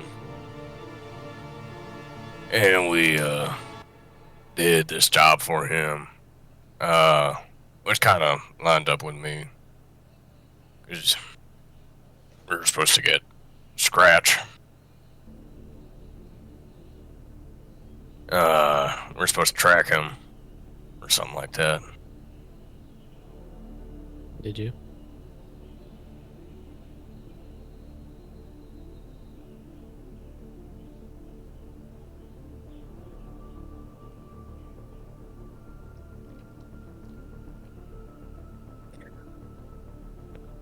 Yeah. I think so. Okay. He sighs and he goes back to writing his clipboard. Very interesting. Yeah, we did that. What was her name? She was like some military lady. I don't know, some big boss around here. If you were presented with some photos, could you identify the individual you're speaking of? Yeah. Okay. All right. I'm better with pictures. Yes. Very interesting. He writes something very short on his clipboard. Do you know what it's like to be loved? To be held and cherished?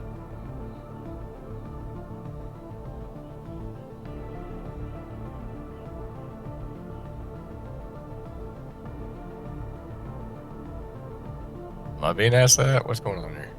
We're moving on to the next question. Oh, the next question.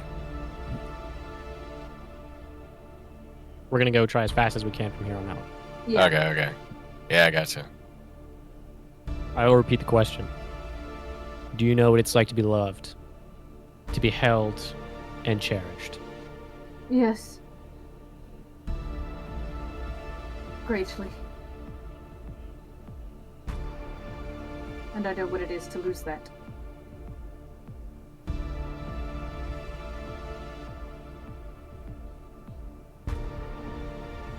Oh, sorry, I was reading something.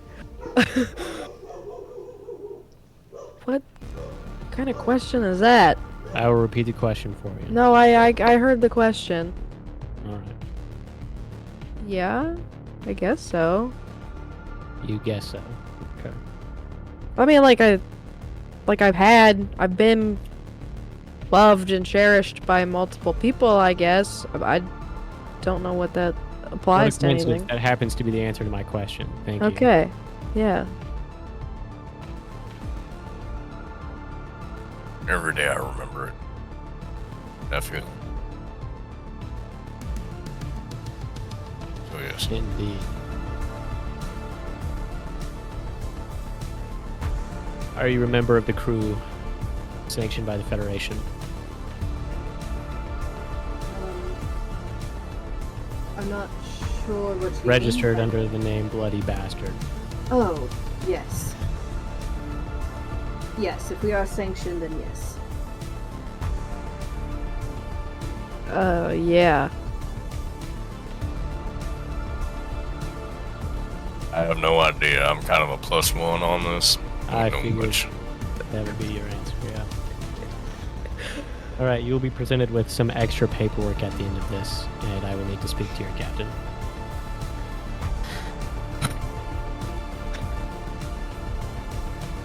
Who do you work for? I work for Cygnus. And that would be Cygnus. Acosta? That's how you pronounce that? Cygnus Acosta. Cygnus Acosta, yes. Yeah.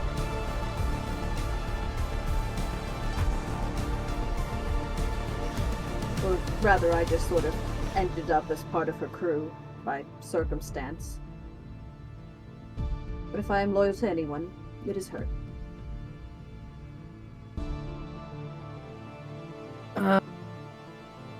Myself, I guess. You consider yourself to be your own employer, Yeah. and you are not under contract with any other individual. No. So you're saying that your contract with Tucker Hen, if that's what you would refer to it as, other than disorderly conduct imposed upon you, including blackmail, in which you were forced to complete a task that was otherwise assigned to him by the Federation, and as such me, his superior. Or would you say Yeah. a better way of putting it? Well, I mean, it was just we were doing the task out of blackmail. I will not be trying to work with him in the future. And you're okay going on record to say that?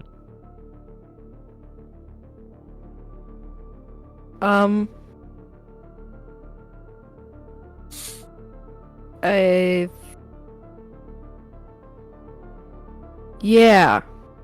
Okay.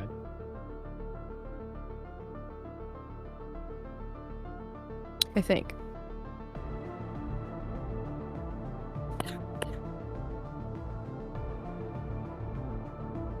The hell?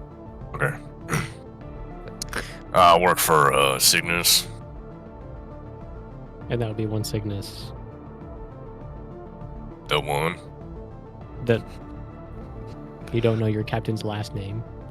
Oh, she said it earlier. Never mind. I will be asking you to fill out some additional paperwork at the end of this.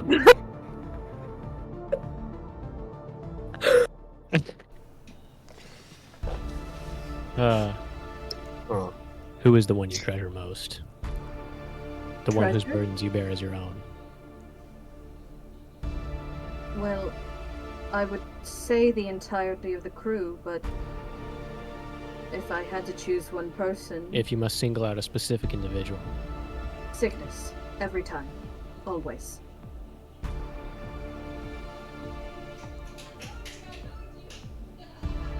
It's like bears my own. If we're talking about living people, Castio. I understand you have family on Guthrow. This supersedes those spawns.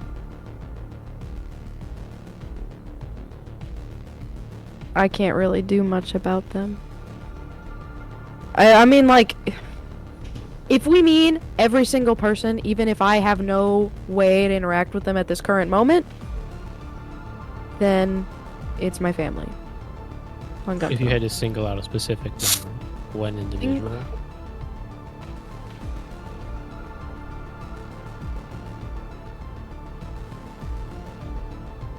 My father. Very well.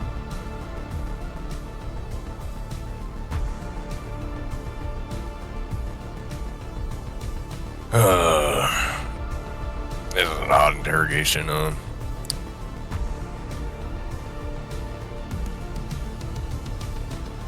One person, as of right now, that is the most important to me. Probably have to be my captain.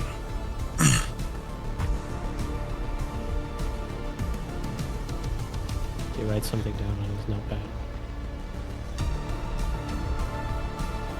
Have you committed any crimes, minor or major, that will have or have violated the UC while aboard the station?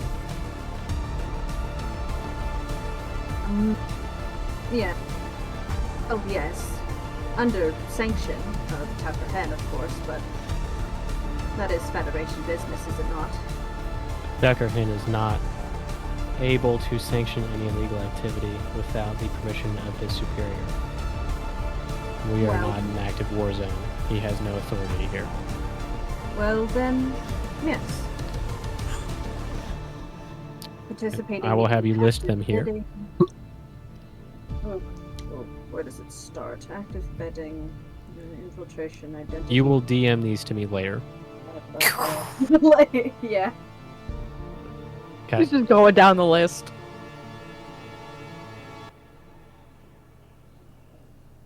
Yeah.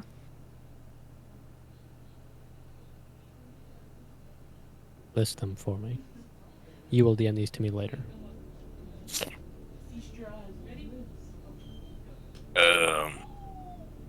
What kind of crimes are there? I'm going to need you to fill out some additional paperwork after this is all over. And I must say, this stack is getting quite imposing for the both of us.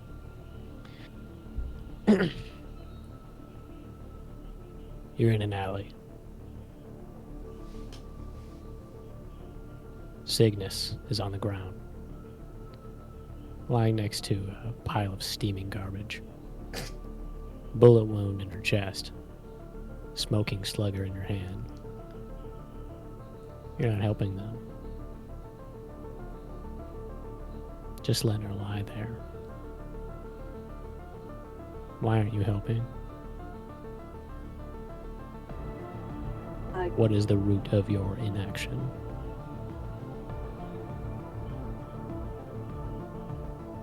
The only reason I wouldn't help is if there was some greater force at play.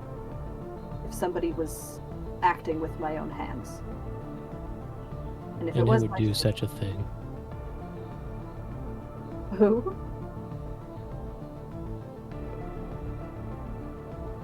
Are you incapable of taking responsibility for your own actions?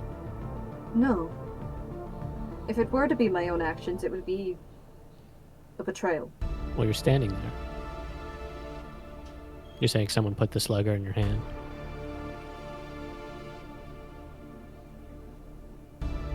The only reason that I would not help her would be if it was unwillingly. That is my truth. The only reason I would hurt her is if it were unwillingly. You're standing in an alley. Your father is lying next to a pile of steaming garbage. Bullet wound in his chest. You're just standing there, smoking slugger in your hand. You're not helping him. Why? What is the root of your inaction? There wouldn't... I would never do that, though.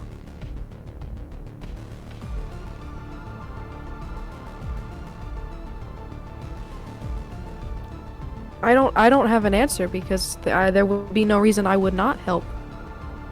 Then why aren't you helping?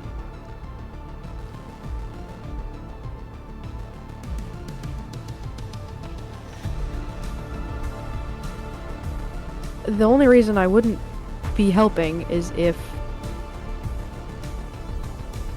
I was like under something. I was under the influence of something, someone. So if you're not my taking mind responsibility for your actions? Is that something you're not capable of doing?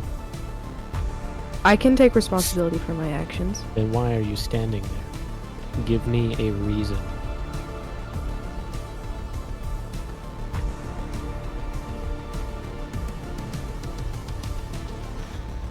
The reason I wouldn't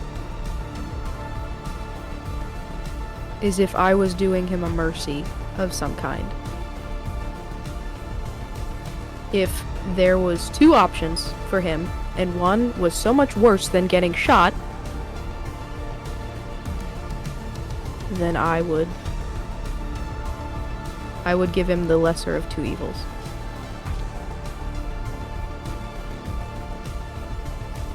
Does that count as an answer?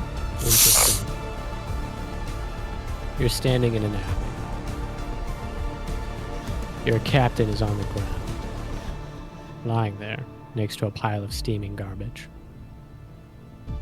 Bullet wound in her chest. You're just standing there, smoking slugger in your hand. You're not helping him. Why is that? What's the cause of your inaction?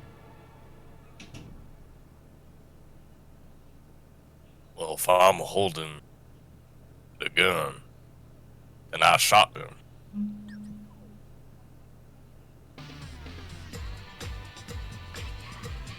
If I understand right. Why would I help somebody I shot? That is the most honest answer I've received today. All right, final question. Since you've arrived, of which I have the date, there have been a few instances. One of the reasons I flew in early. Had some people go missing. Some of them important people.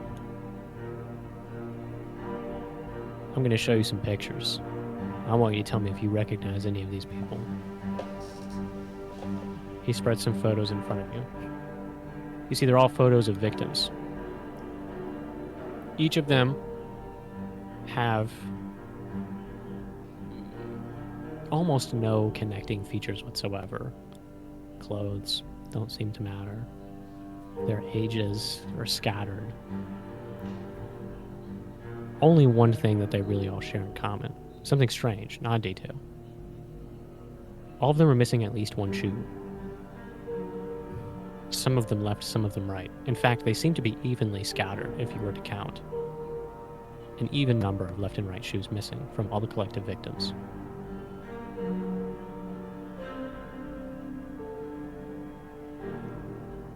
All of you make me some perception checks.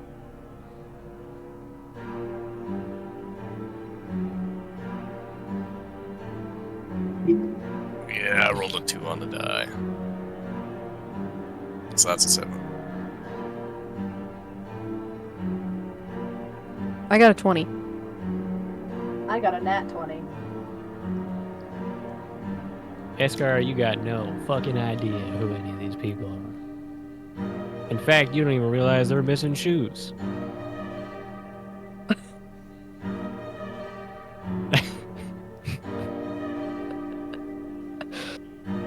Now, the other two of you.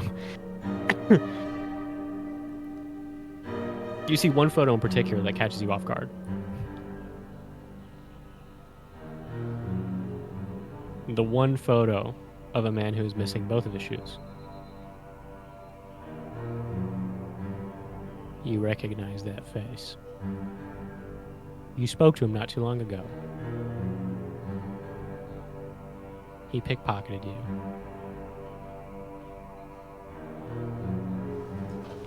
And you took his shoes. Alright, so others, I'm not sure.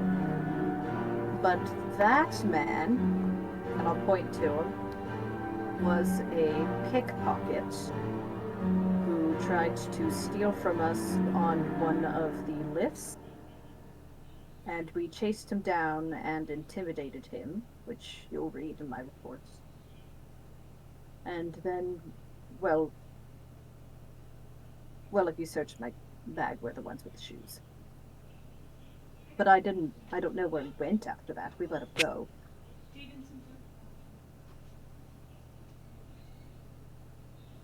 was a petty thief. He told us... No, I do know where he went after that. I saw him having a conversation with a mutual friend of ours. He was alive, last I saw. Afterwards, I have no idea.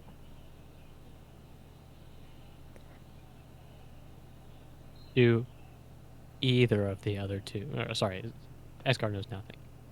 Sagus, I need to know. Do you admit that you know this man?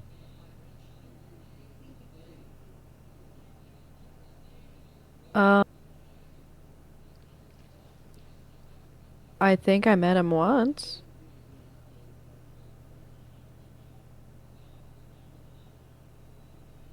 He pushes aside all the other pictures, picks up the one of the man. This man was found murdered less than a cycle before the stutter.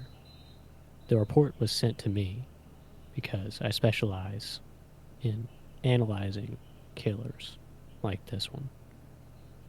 Serial murders. Of which the prize is obvious. So you're telling me that of everyone I've spoken to, you were some of the last people to ever see this man. And not only that, you took his shoes. And if I search your ship, I will find them in your belongings,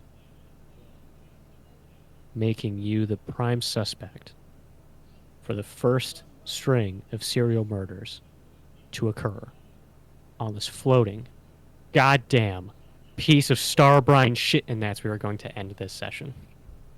Oh no. Oh my gosh.